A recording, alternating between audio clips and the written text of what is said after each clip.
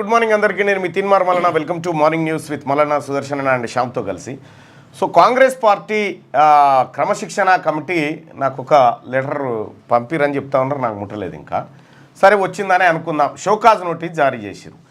ఇక్కడ పార్టీ పదవులను అనుభవించి పార్టీని తిట్టుకుంటూ పార్టీలో ఉన్న నాయకులను తిట్టుకునేటువంటి వ్యక్తులకి షోకాజ్ నోటీస్ లేవు. ఎందుకంటే వాళ్ళు అప్పర్ క్యాస్ట్ కదా.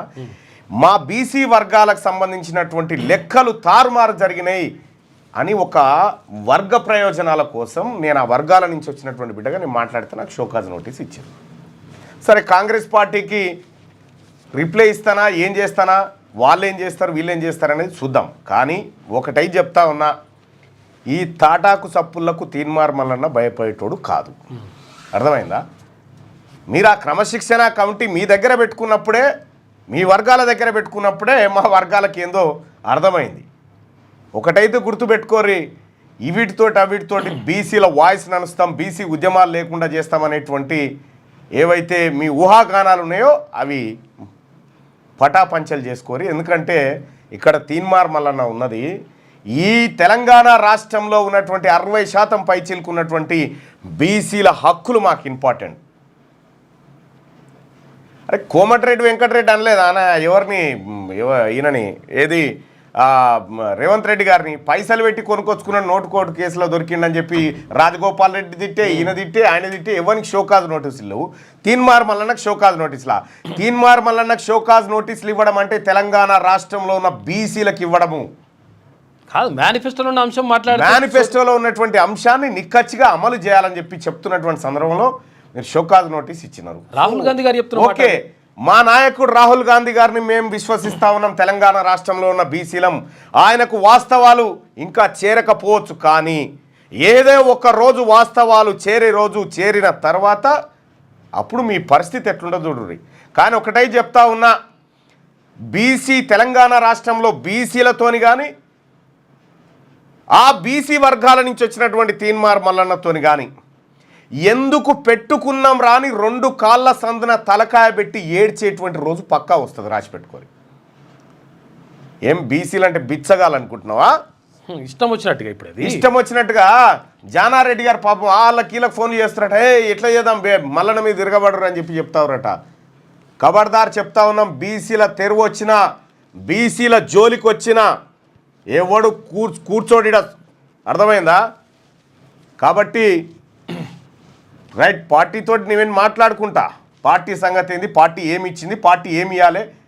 సో పార్టీలో ఉన్నటువంటి వాళ్ళు పార్టీని అడ్డం పెట్టుకొని ఏం చేస్తూ ఉన్నారు, ఇదంతా కూడా మేము మాట్లాడతాము పార్టీతోటి. తీన్మార్ మల్లన్న దేనికి భయపడాడు బాస్, గుర్తుపెట్టుకోండి. ఈ షోకాజ్ నోటీసులకు ఇంకో దానికో భయపడు. మా నాయకుడు రాహుల్ గాంధీ గారికి వాస్తవం తెలిస్తే చాలు. ఇవాళ తెలంగాణ రాష్ట్రంలో దాదాపు కొన్ని లక్షల ఇండ్లను వదిలేసి అసమగ్రంగా సర్వే చేసి ఇది దేశానికి ప్రామాణికం అంటే నాయకుడికి, మన నాయకుడు రాహుల్ గాంధీ గారిని ఎవరన్నా ఈ సర్వే డేటా వివరాలు బయటపెట్టి అడిగితే ఆయన తలదించుకోడా? ఆ తలదించుకునే పని మీరు చేసిరు.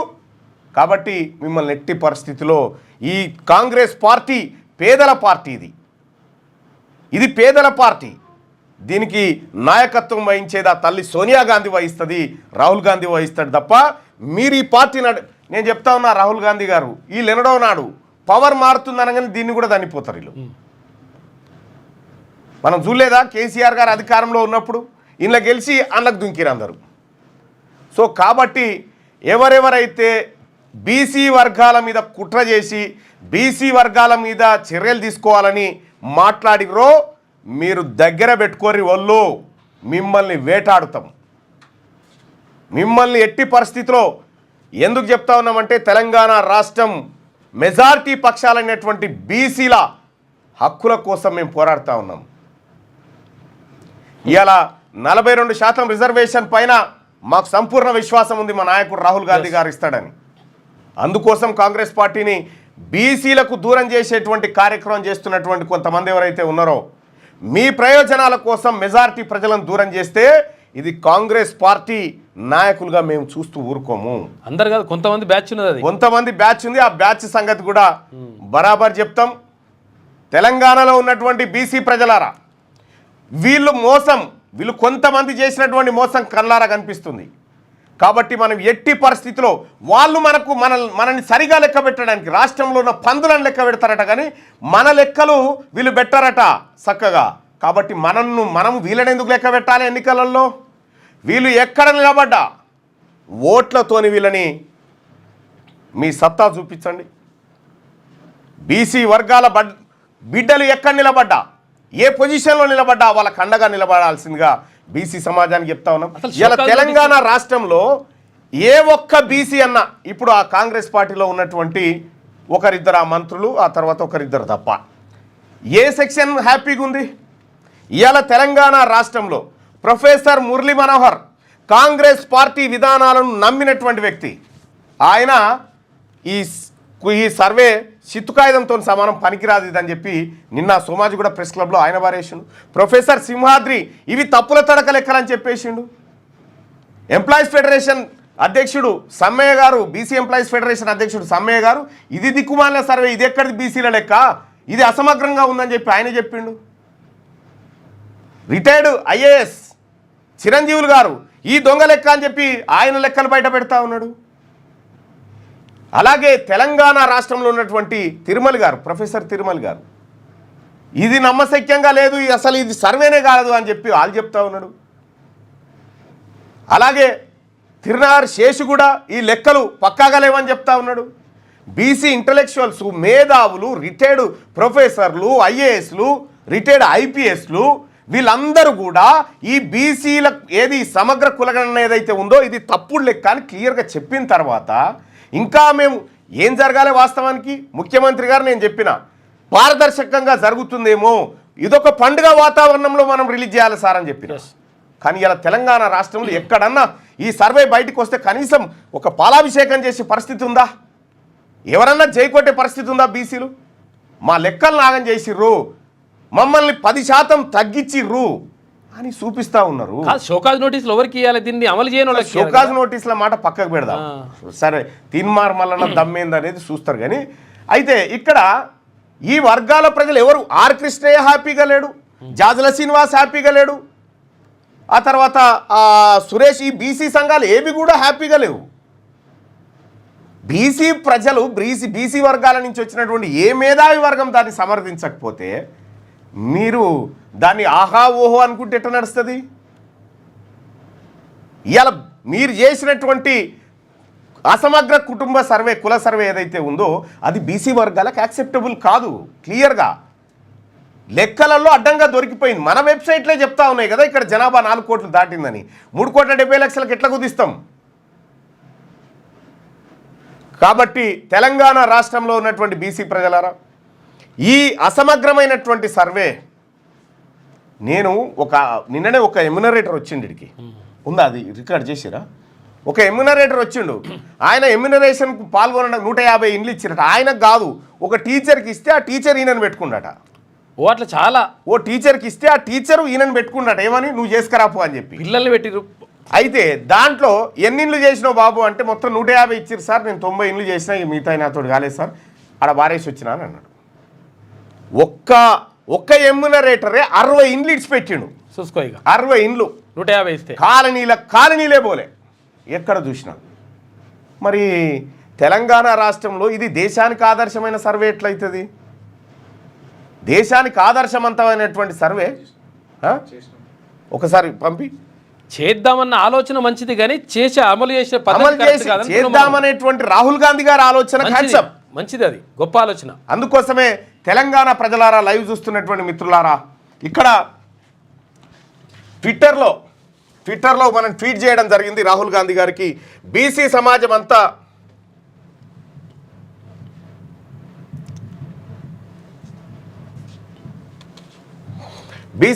అరే ఈడ రాదా?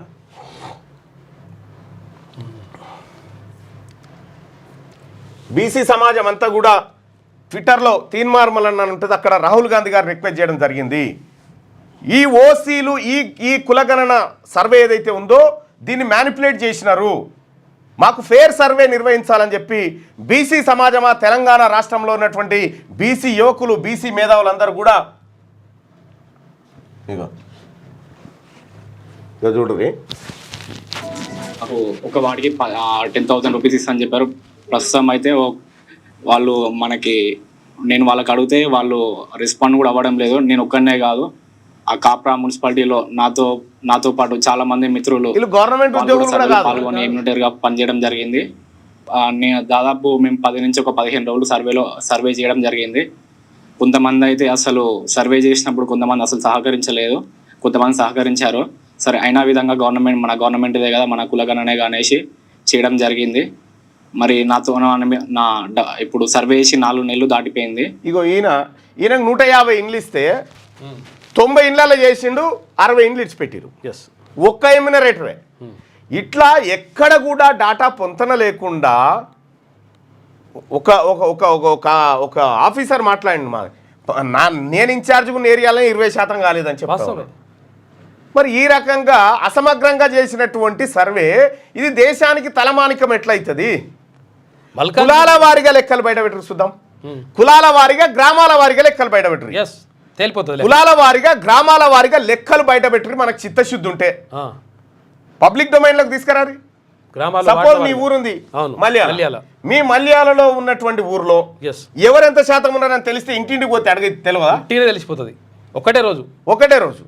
మా ఊరుంది, మా విలేజ్లో అది మాది మేజర్ గ్రామ పంచాయతీ. మా ఊర్లో రెడ్డిస్ ఉండరు, ఓన్లీ బీసీ, ఎస్సీ, ఎస్టీ, ఆ తర్వాత వైశ్యులు వాళ్ళే ఉంటారు, ఇంకా వేరే క్యాస్టే ఉండదు. సో ఇట్లా మీరు కులాలకు సంబంధించినటువంటి లెక్క ఇంకా ఇప్పుడు అయిపోయింది అనుకుంటున్నారేమో, కాదు. ఆ మొత్తం డాటా నిజంగా మనది పారదర్శకమైనటువంటి డాటానే అయితే రిలీజ్ చేయరు. రెండోది ఇంకొకటి, అది కాదు, ఎవరెవరైతే సర్వేలో పాల్గొనలేదో సర్వేలో పాల్గొన్న కుటుంబాల వివరాలు పెట్టండి. కుటుంబాల వివరాలు పెట్టండి. తెలుసు ఒక్కరోజు ఏం చేయొచ్చు తెలుసు అసలు యాక్చువల్గా వీళ్ళు నిజంగా చిత్తశుద్ధి ఉంటే ఒక్కరోజు ఒక సండే ఇచ్చి ఈ సండే రోజు ప్రత్యేకంగా ఎవరికి వాళ్ళు, ఒకవేళ ఎమ్యూనరేటర్ కూడా అవసరం లేదు, ఎవరికి వాళ్ళు మీ ప్రభుత్వం ఆ మాట చెప్పింది, కానీ ఏది మెకానిజం ఏది? ఎక్కడికి పోవాలి వాళ్ళు? ఎక్కడికి వాళ్ళు క్లారిటీ ఇవ్వాలి కదా, ఏ డేట్ చెప్పాలి, క్లారిటీ ఇవ్వాలి. ఏది మున్సిపల్ ఆఫీస్కి అన్నా శివుని మీద భక్తి చెప్పుల మీద అన్నట్టుగా కేవలము ఎన్నికలు, అధికారం అనేటువంటి టాపిక్ మీద మీ చిత్తం ఉంటే 1931లో తప్పిపోయినటువంటి బీసీల జనాభా లెక్క ఈ రోజు కూడా మీరు తప్పిదాలతోనే ముందుకు తీసుకొస్తా ఉంటే మేల్కొన్నటువంటి బీసీ సమాజం కేవలం ఈడబ్ల్యూఎస్ను మీరు కాపాడుకోవడానికి చేసినటువంటి కుట్రలో భాగమే ఇది. రెండోది, ఇక్కడ హడావిడిగా మీరు బయట పెట్టారు. సరే, ఢిల్లీ ఎలక్షన్కు ఒకరోజు ముందు మనం ఏదో ప్రయత్నం చేయబోయినాం, అది పార్టీ ప్రయోజనాలు అవన్నీ ఉండొచ్చు, కానీ మీరు మీ ప్రయోజనాల కోసం బీసీల లెక్కను తప్పు చెప్తామంటే ఎట్లా? మీరు చెప్పినటువంటి లెక్కకు శాంటిటీ ఏంది? మీరు ఒకటి నేను తీన్మార్ మల్లన్నగా బీసీ వర్గాల బిడ్డగా డిమాండ్ చేస్తా ఉన్నా, మనం చేసినటువంటి సమగ్ర కుల సర్వే ఉంది కదా, గ్రామాల వారిగా వివరాలు పెట్టండి. గ్రామాలు వార్డుల వారిగా పెట్టాలి. గ్రామాలు వార్డుల వారిగా వివరాలు పెట్టండి. రెండోది, ఎవరు ఇందులో పాల్గొనలేదో వాళ్ళ వివరాలు పెట్టండి. ఈ 2 పెడితే మనం సరిగ్గా చేసినట్టే. పోయిగా ఈ 2 పెడితే చాలు. ఎక్కడ కూడా అపార్ట్మెంట్ వాళ్ళు ఉంటే ఓనర్ తప్ప మిగతా అపార్ట్మెంట్ ఎవరిని చేయలే. ఎట్లయితుంది ఇది? సమగ్రంగా అంటారు మళ్ళీ ఇంకా. కాబట్టి ఈ అసమగ్రమైనటువంటి కుల సర్వేని బీసీ సమాజం యాక్సెప్ట్ చేస్తలేదు. ఒక్కరన్నా బీసీ వర్గాల్లోంచి ఇది మాకు నచ్చిందా అన్నోడు ఉన్నాడా? ఈ సరూర్ నగర్ హుడా కాంప్లెక్స్ దగ్గర 42 అపార్ట్మెంట్లలో మొత్తం సర్వేనే జరగలే. తర్వాత ఇక్కడ మల్కాజ్గిరికి సంబంధించి 138 వార్డులో అసలు సర్వేనే జరగలే. సో ఇట్లా మీరు ఈ సర్వే చేయకుండా వాస్తవానికి ఏం జరగాలి? నిజంగా సర్వే చిత్తశుద్ధితో ఉంటే సర్వే ప్రారంభమైన రోజు ముఖ్యమంత్రి గారు ఇంటికి ఎన్యూమరేటర్ని పిలిపించుకొని, ఇగో నేను సర్వే చేసుకున్నా, మీరు అందరు చేయరని చెప్పి మిగతా మంత్రులు అందరు కూర్చొని చేసేది ఉండే, ఓ ప్రచారం చేసేది ఉండే. అదేమీ చేయకపోతే చివరి రోజు మనం సర్వేలో పాల్గొంటే ఒడిచిపోయే కథ. అంటే ఇంటెన్షనల్గా సమగ్ర కుల సర్వేను ఖతం చేసిరు. బీసీ ప్రజలారా, మన ఓట్లు మనం వేసుకుంటే మన లెక్కలు మనం తీయొచ్చు. వీళ్ళు ఎప్పటికీ విషాన్ని వడపోస్తే అమృతం కాదు, విషమే అవుతుంది. కాబట్టి బీసీ సమాజమా అంతా మేల్కోవాల్సినటువంటి సమయం ఆసన్నమైంది. కొంతమంది కాన్సీరామ్ గారు తన అన్ ఎరా ఆఫ్ స్టూంజెస్ అనేటువంటి బుక్లో రాసినట్టుగా, చెంచాయుగం అనే బుక్లో రాసినటువంటి విధంగా కొంతమంది ప్రవర్తిస్తారు. ఆ చెంచాల గురించి మీరు ఆలోచించకండి. కానీ ఒకటైతే సత్యం, తెలంగాణ రాష్ట్రంలో అరే కుద్దు అప్పర్ క్యాస్ట్ వాళ్ళు ఒప్పుకుంటారు ఇది అన్యాయం అన్నా అని. ఎస్, అప్పర్ క్యాస్ట్లో ఉన్నటువంటి రెడ్లు ఫోన్ చేసి చెప్తారు, అన్న ఇది అన్యాయం అన్న, ఇది జరిగింది, మ్యానిపులేషన్ జరిగిందన్న, ఇంత జనాభా ఇంత తక్కువ ఉండదన్న బీసీలది అని వాళ్ళు కుల్లాగా చెప్తున్న తర్వాత ఇక మరి బీసీ సమాజమా? మనం మేల్కోవాల్సినటువంటి సమయం ఆసన్నమైంది. ఫిబ్రవరి 12 తారీఖు వరకల్లా నోటీస్కు రిప్లై ఇవ్వాలని చెప్పిర్రు.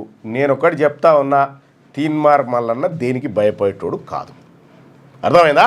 తీన్మార్ మల్లన్న దేనికి భయపడేటోడు కాదు. ఈ రాష్ట్రంలో ఉన్నటువంటి మెజారిటీ ప్రజలైనటువంటి బీసీలు మీ నోటీసును అందుకున్నారు. వాళ్ళు మీకెప్పుడు షోకాజీ అన్నో ఎన్నికలలో చూపిస్తారు. బీసీల షోకాజ్ ఎన్నికలలో చూద్దురు మీరు. ఇవాళ రాహుల్ గాంధీ గారికి బీసీలను దూరం చేసే విధంగా, కాంగ్రెస్ పార్టీకి బీసీలను దూరం చేసే విధంగా మీరు చేసినటువంటి కార్యక్రమాలు ఏవైతే ఉన్నాయో వీటిని ప్రజలు గమనిస్తున్నారు. మీ కర్మ, దాన్ని ఎవడు కాపాడలేడు. కానీ ఒకటైతే సత్యం, ఈ రాష్ట్రంలో ఈ దేశంలో కాంగ్రెస్ పార్టీని రక్షించుకుంటాం. పేద వర్గాల కోసం ఆలోచిస్తున్నటువంటి రాహుల్ గాంధీ గారిని మా నాయకుడిగా గుర్తిస్తాం. ఇదే నేను చెప్పదలుచుకున్నటువంటి ఆలోచన విధానాన్ని ముందుకు తీసుకోవాలి. ఆయన ఆలోచన విధానం ముందుకు తీసుకుపోరు. వీళ్ళు ఆయనకు సంబంధించినటువంటి ఆలోచన విధానాన్ని ముందుకు తీసుకుపోరు. ఆయన కథ ఉండదు, మొత్తం ఇదే వ్యవహారం. అందుకోసమే తెలంగాణ రాష్ట్రంలో ఉన్నటువంటి బీసీ ప్రజలారా, నేను చెప్తా ఉన్న అసమగ్ర కుటుంబ సర్వే, కుల సర్వే, అది సమగ్రంగా లేదది. అందులో లెక్కలు మారిపోయినాయి, తారుమారైపోయినాయి. ఈ తారుమారైనటువంటి లెక్కల గురించి నేను ఏదైతే చెప్పినో ఆ మాట కట్టుబడి ఉన్నా. Thank you. ఇక మిగతా వార్తల్ని మన సుదర్శన్ అండ్ శ్యామ్ అందిస్తారు. థ్యాంక్ యూ అన్న. ఇక ఒకసారి మొత్తం మీద వార్తలలోకి వెళ్దాం. ఒకసారి వెలుగు దినపత్రిక చూద్దాం. పేదింటి విద్యార్థికి కలెక్టర్ సర్ప్రైజ్. గ్రేట్. పొద్దున్నే స్టూడెంట్ ఇంటి తలుపు తట్టిన యాదాద్రి కలెక్టర్. డిఫరెంట్గా ఉన్నది ఇది. తనను తాను కలెక్టర్గా పరిచయం చేసుకొని అండగా ఉంటానని భరోసా. 10th ఎగ్జామ్స్ ముగిసే వరకు నెలకు 5,000 రూపాయలు సాయం చేస్తానని ప్రకటన. ఉన్నత చదువులకు కూడా తోడ్పాటును అందిస్తా అని చెప్పేసి అక్కడ నల్గొండ కలెక్టరు ఇంటికి పోయిండు. ఒక పిల్లగాడు స్కూల్కి పోతలేడు, మరి ఎట్లా పరిస్థితి ఏంది, మరి ఒకవేళ మానేస్తారా ఏంది అని చెప్పేసి అట్లా అనిపించి, బాధ అనిపించి పిల్లగాని ఇంటికి పోయి పొద్దుగాలనే ఎప్పుడు 5 గంటలకి, మళ్ళీ 5 గంటలకు పోయి తలుపు కొట్టి అది ఏమైందని చెప్పేసి అడిగి స్కూల్కి రమ్మని చెప్పేసి పోయిండు కలెక్టరు. యాదాద్రి భువనగిరి జిల్లా. సౌండ్ వస్తుందా? ఓకే. కలెక్టర్ అయినా యాదాద్రి భువనగిరి జిల్లా కలెక్టరు, కంకణాలగూడెం, సంస్థాన్ నారాయణపురం మండల్, కంకణాలగూడెం.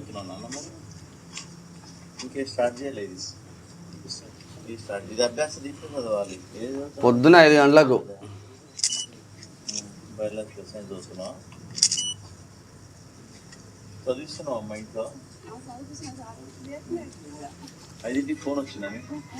స్కూళ్ళల్లో తర్వాత ఫుడ్ అవన్నీ కూడా తనిఖీలు చేస్తా ఉన్నాడు. మంచి కలెక్టర్ ఇది.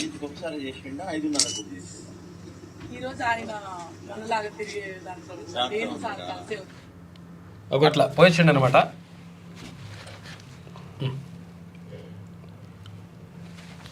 గ్రేట్ సార్, మీరు నిజంగా అటువంటి మనుషులు ఉండాలి. ఇట్లా ఉంటే పార్టీ లైన్ దాటద్దు. సమస్యలు ఉంటే నాతో చెప్పండి, నాకు చెప్పలేనివి హైకమాండ్తో చెప్పండి. సిఎల్పి మీటింగ్లో ఎమ్మెల్యేలతో సీఎం రేవంత్ రెడ్డి. మొత్తం మీద సపరేట్ మీటింగ్లు పెడితే జనాల్లోకి తప్పుడు సంకేతాలు. స్థానిక ఎన్నికలకు సిద్ధం కండి. పార్టీ పరంగా 42% రిజర్వేషన్లు అమలు చేద్దాం. 90% పంచాయతీలను ఏకగ్రీవం చేసే బాధ్యత ఎమ్మెల్యేలదే. కొంతమంది నా దగ్గరికి పైరవుల కోసం వస్తున్నారు. ఎలాంటి పైరవులు తన దగ్గర నడవని సీఎం స్పష్టీకరణ. ఎమ్మెల్యేలు మంత్రుల మధ్య గ్యాప్ ఉండద్దు అంటున్నారు దీపాదాస్ మున్సి. రాష్ట్ర సమావేశాలు పెడితే కఠిన చర్యలు తప్పవని హెచ్చరిక. పార్టీ లైన్ దాటొద్దు అంటున్నారు, మంచిగా ఉన్నది. కాకపోతే ఏంటంటే విషయం ఏంటంటే మీరు అంటే పార్టీ అసలు యాక్చువల్ మాకైతే పార్టీకి సంబంధం లేదు. మీరు ఏ పార్టీ అయినా కానీ మనకు అనవసరం. కానీ తీర్మాన్ మల్లన్న కాంగ్రెస్ పార్టీ ఓకే. అయితే పార్టీ లైన్ దాటి మాట్లాడిండా లేకపోతే పార్టీ లైన్కి అనుగుణంగా మాట్లాడిండా అనే పార్టీ ఎజెండాలో పోతున్నాడా? ప్రత్యేకంగా మేనిఫెస్టో ఉంది. ఈ మేనిఫెస్టోలో ఉన్నటువంటి అంశాన్ని మనము ఏది మీ ప్రభుత్వము ఏది అమలు చేస్తూ ఉంది. అమలు చేయడం ఒక గొప్ప విషయం. ఆ నిర్ణయం తీసుకోవడం కూడా ముఖ్యమంత్రి గారు నిజంగా హ్యాట్సాప్ చెప్పాలి. ఆ విషయంలో మనము గతంలో కూడా చెప్పినాం, ఇప్పుడు కూడా చెప్తాం. తర్వాత అక్కడ రాహుల్ గాంధీ పార్టీ అధినాయకత్వంలో ఉన్నటువంటి అగ్రనేత రాహుల్ గాంధీ తీసుకున్నటువంటి నిర్ణయం ఏంది? తెలంగాణలో మంచిగా సమగ్ర కుటుంబ సర్వే జరుగుతూ ఉంది, అది కులగణన జరుగుతూ ఉంది. ఇది దేశానికి ఆదర్శంగా ఉండాలి. తర్వాత 90% మంది బీసీ ఎస్సీ ఎస్టీలు అక్కడ ఉన్నారు కాబట్టి ఇదంతా కూడా దేశానికి ఆదర్శంగా ఉంటుంది అని చెప్పేసి ఆయన చెప్తా ఉన్నాడు. చెప్తా ఉంటే అసలు యాక్చువల్గా అదేది కులగణన సర్వే చేసిండ్రు. కులగణనలో అవకతవకలు జరిగినాయి. అసలు యాక్చువల్గా కరెక్ట్గా డీటెయిల్స్ రాలేదు. వచ్చిన డీటెయిల్స్లో కూడా అక్కడ ఒక పేరు ఉంటే తర్వాత పెన్సిల్తోని ఇంకోటి రాసుకుని క్యాస్ట్ కార్డ్ ఒకటి రాసేసి మ్యాల్పులేట్ చేస్తూ ఉన్నారు. దీనివల్ల ఒక సామాజిక వర్గానికి అంటే బీసీలకు సంబంధించి తక్కువ చేసి చూపించేటువంటి ప్రయత్నం చేస్తూ ఉన్నారు. కాబట్టి దీన్ని ఒకసారి సరిచూసుకోండి. తర్వాత ఎక్కడైతే వెళ్ళలేదు గ్రామాలకు కానీ ఆయా పట్టణాలకు కానీ వెళ్ళనటువంటి ఏదైతే కుటుంబాలు ఉంటాయో వాళ్ళని కలిసి పూర్తి వివరాలు తీసుకోండి. తర్వాత ఎంతమంది ఓటర్లు ఉన్నారు, తర్వాత ఎంతమంది ఇప్పుడు ఇంకో విషయం ఏంటంటే నేను ఒక ఆయన నాకు అంటే ఫోన్ చేసి చెప్పిండు, అంటే మీరు అది 1వ తరగతి నుంచి 10వ తరగతి తర్వాత ఇంటర్మీడియట్ అని అన్నారు, తర్వాత 0 నుంచి 6 సంవత్సరాలు మంచిగా ఉన్నది, కానీ మరి పాలిటెక్నిక్ చదువుతూ ఎటు పోవాలి, తర్వాత ఇక్కడ ఐటీఐ చదువుతూ ఎటు పోవాలని అన్నాడు. వాళ్ళే కూడా తీసుకోవాలి. అంటే నేను ఏమంటున్నానంటే మొత్తం మీద కరెక్ట్గా అవి వివరాలు ఏవైతే రాలేవో ఆ వివరాలు రాని వాటిని మొత్తం తీసుకొని వార్డుల వారిగా ఏ గ్రామాలకు సంబంధించి ఆ గ్రామంలో ఉన్నటువంటి వార్డులేంది, ఆ వార్డులో ఉన్నటువంటి ఆ కులాలకు సంబంధించినటువంటి వివరాలు ఏంది క్లియర్గా పబ్లిక్ డొమైన్లో పెట్టండి. పెడితే పారదర్శకత ఉంటుంది. దాంతో ఏమవుతుందంటే ప్రభుత్వం మీద ఒక నమ్మకం ఏర్పడుతుంది. అంటే ప్రభుత్వం చేస్తున్నటువంటి పని మంచిదైనా కానీ మీరు ఒకవేళ ఇది అవకతవకలు జరిగినాయి లేకపోతే ఇది తక్కువ చేసి చూపిస్తున్నారు అనేటువంటి అపవాదు రాకుండా ఉండాలంటే 100% నిజంగా మీరు పారదర్శకత అంటున్నారు కదా. సుదర్శన్ అన్న ఏం లేదు, ఇప్పుడు పార్టీ లైన్ దాటొద్దు అంటే మేము ఇచ్చిన హామీలు అడ్డదిడ్డం ఉన్నాయి, మేము అమలు చేయకుండా కూడా ఏ కాంగ్రెస్ కార్యకర్త కానీ ఏ కాంగ్రెస్ మాట్లాడద్దు అన్నట్ట మీరు ఇచ్చిన అది ఏందో ఇక. అయితే తర్వాత ఇంకోటి ఏంటంటే అసలు యాక్చువల్గా ఈ విషయం కాదు, ఇంకో విషయం కూడా ఉన్నది కదా. అసలు యాక్చువల్గా అంటే ముఖ్యమంత్రి గారు మాట్లాడింది ఇది ఒక్కటే కాదు. త్వరలో 2 సభలు, కులగణనపై సూర్యాపేటలో రాహుల్ సభ, ఎస్సీ వర్గీకరణపై మెదక్లో ఖర్గే సభ. 2-3 రోజుల్లో పీసీసీ కార్యవర్గం, పీసీసీ చీఫ్ మహేష్ కుమార్ గౌడ్ వెల్లడి. ఢిల్లీకి వెళ్లిన CM, deputy CM, PCC chief. ఇక సమన్వయంతో ముందుకెళ్ళండి, రాష్ట్ర నేతలకు కేసీ వేణుగోపాల్ దిశానిర్దేశం. కులగణన రిపోర్ట్ అందజేసిన సీఎం రేవంత్ రెడ్డి. భేటీలో పాల్గొన్న state incharge Munshi, deputy CM Bhatti, మంత్రి ఉత్తమ్, పీసీసీ చీఫ్ మహేష్ కుమార్ గౌడ్. దాదాపు 2 గంటల పాటు మీటింగ్ నడిచింది నిన్న. విషయం ఏంటంటే అసలు యాక్చువల్గా ఇది ఒక్కటే కాదు, తీన్మన్మలన అంశం ఒక్కటే కాదు ఇక్కడ. తర్వాత ఇంకొక అంశం కూడా ఉన్నది. కొంతమంది ఒక మంత్రి తర్వాత కొంతమంది ఎమ్మెల్యేలు వేసుకొని ఆయన కూడా ఒక ప్రత్యేక కుంపటి సీక్రెట్ మీటింగ్స్ నడుస్తున్నాయి కాంగ్రెస్ లో అనేటువంటిది చర్చ జరుగుతూ ఉంది. వాళ్ళు పోతున్నారు. తర్వాత మొన్న 10 మంది ఎమ్మెల్యేలు ఇక్కడ భేటీ అయినరు. భేటీ అయితే అదే నాగేందర్ ఆధ్వర్యంలో పార్టీ మారిన ఎమ్మెల్యేలు భేటీ అయిన వాళ్ళు కాకుండా 10 మంది ఎమ్మెల్యేలు కాంగ్రెస్ వాళ్ళు మళ్ళీ వాళ్ళు అయినరు. వాళ్ళు అయిన తర్వాత అసలు యాక్చువల్గా ఇదంతా ఒక గందరగోళ పరిస్థితికి వస్తూ ఉందని చెప్పేసి ఒక వార్తలు వస్తున్నాయి. ఈ నేపథ్యంలో ముఖ్యమంత్రి గారు పెట్టిన మంచిగా ఉన్నది. కాకపోతే ఏంటంటే పార్టీ లైను ఎప్పుడు మారినట్టు, ఎప్పుడు దాన్ని ధిక్కరించినట్టు. ఎందుకంటే ఒకవేళ ఇది సరిగ్గా ఉంటే ఇది సరిగ్గా ఉంది అని చెప్పేసి మీరు క్లియర్గా వివరాలు ఇచ్చితే సరిపోతుంది. దాంతో ఏమైతుందంటే ఒక క్లారిటీ వస్తుంది పబ్లిక్కి. ఆ క్లారిటీ వస్తే ప్రభుత్వానికి మంచి పేరు వస్తుంది. అట్లా కాకుండా మేము ఇష్టం వచ్చినట్టుగా మేము చేస్తాం, మేము చెప్పిందే మీరు వినాలంటే మాత్రం 100% నష్టం జరిగేది మీకే. పార్టీ లైన్ ఎవరు దాటినా ఉపేక్షించేది లేదని కాంగ్రెస్ ఎమ్మెల్యేలకు సీఎం రేవంత్ రెడ్డి తేల్చి చెప్పారు. ఏదైనా సమస్య ఉంటే తమ దృష్టికి తేవాలి కానీ సపరేట్ మీటింగ్లతో పార్టీకి నష్టం కలిగించొద్దన్నారు. జూబ్లీ హిల్స్లోని ఎంసీఆర్హెచ్డి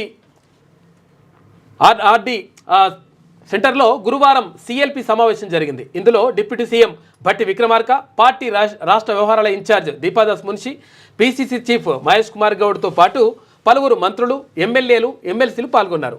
ఇక మధ్యాహ్నం 12 గంటలకు ప్రారంభమైన సమావేశం సాయంత్రం 5 గంటల దాకా సుదీర్ఘంగా కొనసాగింది. ఇక పార్టీలో ఇటీవల చోటు చేసుకున్న పరిణామాలపై సమావేశంలో చర్చించారు. మీటింగ్ ప్రారంభం కాగానే సీఎం రేవంత్ రెడ్డి పార్టీ ఎమ్మెల్యేలు, ఎమ్మెల్సీలను ఉద్దేశించి మాట్లాడారు. మీకు ఏమైనా సమస్యలుంటే జిల్లా మంత్రి, ఇన్ఛార్జ్ మంత్రి, పీసీసీ చీఫ్, పార్టీ రాష్ట్ర ఇన్ఛార్జితో ఎవరికైనా చెప్పుకోవచ్చు. అవసరమైతే నాకు చెప్పండి. నాకు చెప్పలేనివి ఏమైనా ఉంటే హైకమాండ్ దృష్టికి తీసుకెళ్ళండి. నేనే స్వయంగా రాహుల్ గాంధీ అపాయింట్మెంట్ ఇప్పిస్తా. అంతేగాని సపరేట్గా మీటింగులు పెట్టుకుంటే జనాల్లోకి తప్పుడు సంకేతాలు పోతాయి, దీనివల్ల మీతో పాటు పార్టీకి కూడా నష్టం జరుగుతుంది అని సీఎం రేవంత్ రెడ్డి అన్నట్టు తెలిసింది. పార్టీలో మనమంతా కుటుంబ సభ్యులం, మన మధ్య నమ్మకం నిజాయితీ ముఖ్యం, మన లీడర్ మైండ్ సెట్ ప్రకారం మనమందరం నడుచుకోవాలి అని ఆయన సూచించారు. లీడర్ మైండ్ సెట్ అంటే ఎట్లా? లీడర్ ఎవరు? రాహుల్ గాంధీ గారు ఏదైతే మైండ్ సెట్ ఉన్నదో ఆ మైండ్ సెట్ ప్రకారం నడుచుకోవాల్సిన అవసరం ఉన్నది కదా. వాళ్ళ దృష్టిలో లీడర్ రాహుల్ గాంధీ కాదు, వాళ్ళ దృష్టిలో లీడర్ ఇక్కడ రేవంత్ రెడ్డినే, ఇంకా వేరే ఆప్షన్ కూడా లేదు. రేవంత్ రెడ్డి గారు కూడా కరెక్ట్ సానుకూలంగానే ఉన్నారు, దానికి ఆయనను కూడా అనడానికి లేదు. ఆయన సూచించినట్లు సమాచారం. మొదటిసారి గెలిచిన ఎమ్మెల్యేలు రెండోసారి గెలవడం అంత ఈజీ కాదని, ప్రజల కోసం కష్టపడి పనిచేస్తేనే భవిష్యత్తు ఉంటుందన్నారు. అయితే కాగా కొంతమంది తన దగ్గరికి పైరవీల కోసం వస్తున్నారని, తన దగ్గర పైరవీలు నడవయని సీఎం రేవంత్ రెడ్డి తేల్చి చెప్పినట్టు సమాచారం. పైరవీలు చేస్తే జనాల్లో పడతామనే విషయం చేసుకోవాలని చెప్పేసి అన్నాడట. ఎస్సీ వర్గీకరణ కులగణనను జనంలోకి తీసుకెళ్ళండి. బీసీ రిజర్వేషన్లపై రాబోయే 10 రోజుల్లో బీసీ డెడికేటెడ్ కమిషన్ ప్రక్రియ పూర్తవుతుంది. లోకల్ బాడీ ఎన్నికలకు సిద్ధంగా ఉండాలని ఎమ్మెల్యేలకు సీఎం రేవంత్ రెడ్డి సూచించారు. పార్టీ లైన్ అంట దాటకండి మిత్రులారా. పార్టీ లైన్ మరి ఏం గీత గీసిందో ఆ గీత మరి కామారెడ్డి డిక్లరేషన్ అడిగితే పార్టీ లైన్ దాటినట్టు, ఎస్సీ వర్గీకరణ 11% కావాలని అడిగితే పార్టీ ఇచ్చిన హామీలే అడుగుతా ఉన్నారు. అడగడం కాదు, యాక్చువల్గా పార్టీ ఇచ్చిన హామీలు అమలు చేస్తూ ఉన్నారు. ఆ అమలు చేస్తున్న దాంట్లో లోపాలు ఉన్నాయి, ఆ లోపాలు సరిదిద్దుకోరని చెప్తున్నారు. దాన్ని లైన్ దాటినట్టు ఎట్లయితే మరి మీకే తెలవాలి. అది ప్రమాణ స్వీకారం ఇట్లా వేసి చెప్తారు కదా. యాక్చువల్గా అసలు కథ చూపిస్తా పట్టు నీకు. నువ్వు ఇట్లా కొంతమంది ఎమ్మెల్యేలు తర్వాత మంత్రులు కలిసి ఇట్లా వేరే వెళ్తున్నారు, వెళ్ళేసి ఇట్లా కలుస్తూ ఉన్నారు, ఇదంతా జరుగుతుందని చెప్పేసి ఒక చర్చ జరుగుతుంది కాంగ్రెస్ పార్టీలో. మరి అది ఏం జరుగుతుంది, ఏం కథ, ముఖ్యమంత్రికి వ్యతిరేకంగా పోతున్నారా లేకపోతే ఏం వ్యతిరేకంగా పోతున్నారు, ఏం కథ అనేది తెలియదు. అంటే అది అంతర్గత విషయం. జూపల్ ఇది ఒకటి బయటకు వచ్చి ఉండే మంత్రి పదవి ఇష్యూ. ఓ ముగ్గురికి మంత్రి పదవి గండం ఉంది. అదే ఇటు జూపల్లి కావచ్చు, అటు కొండా సురేఖ కావచ్చు, ఇటు దామోదర రాజనరసింహ కావచ్చు, వీళ్ళకి గండం ఉంది అని అడుగుతారంటే వీళ్ళంతా అలర్ట్ అయినట్టు తెలుస్తూ ఉంది నా దృష్టిలో. ఇది ఆ పార్టీ గురించి అంటుంటే, తీన్మాన్ మల్లన్నకు షోకాజ్ నోటీసు. పార్టీ వ్యతిరేక కార్యకలాపాలకు పాల్పడుతున్న మీపై ఎందుకు చర్యలు తీసుకోవద్దు, ఈ నెల 12 లోపు వివరణ ఇవ్వండి.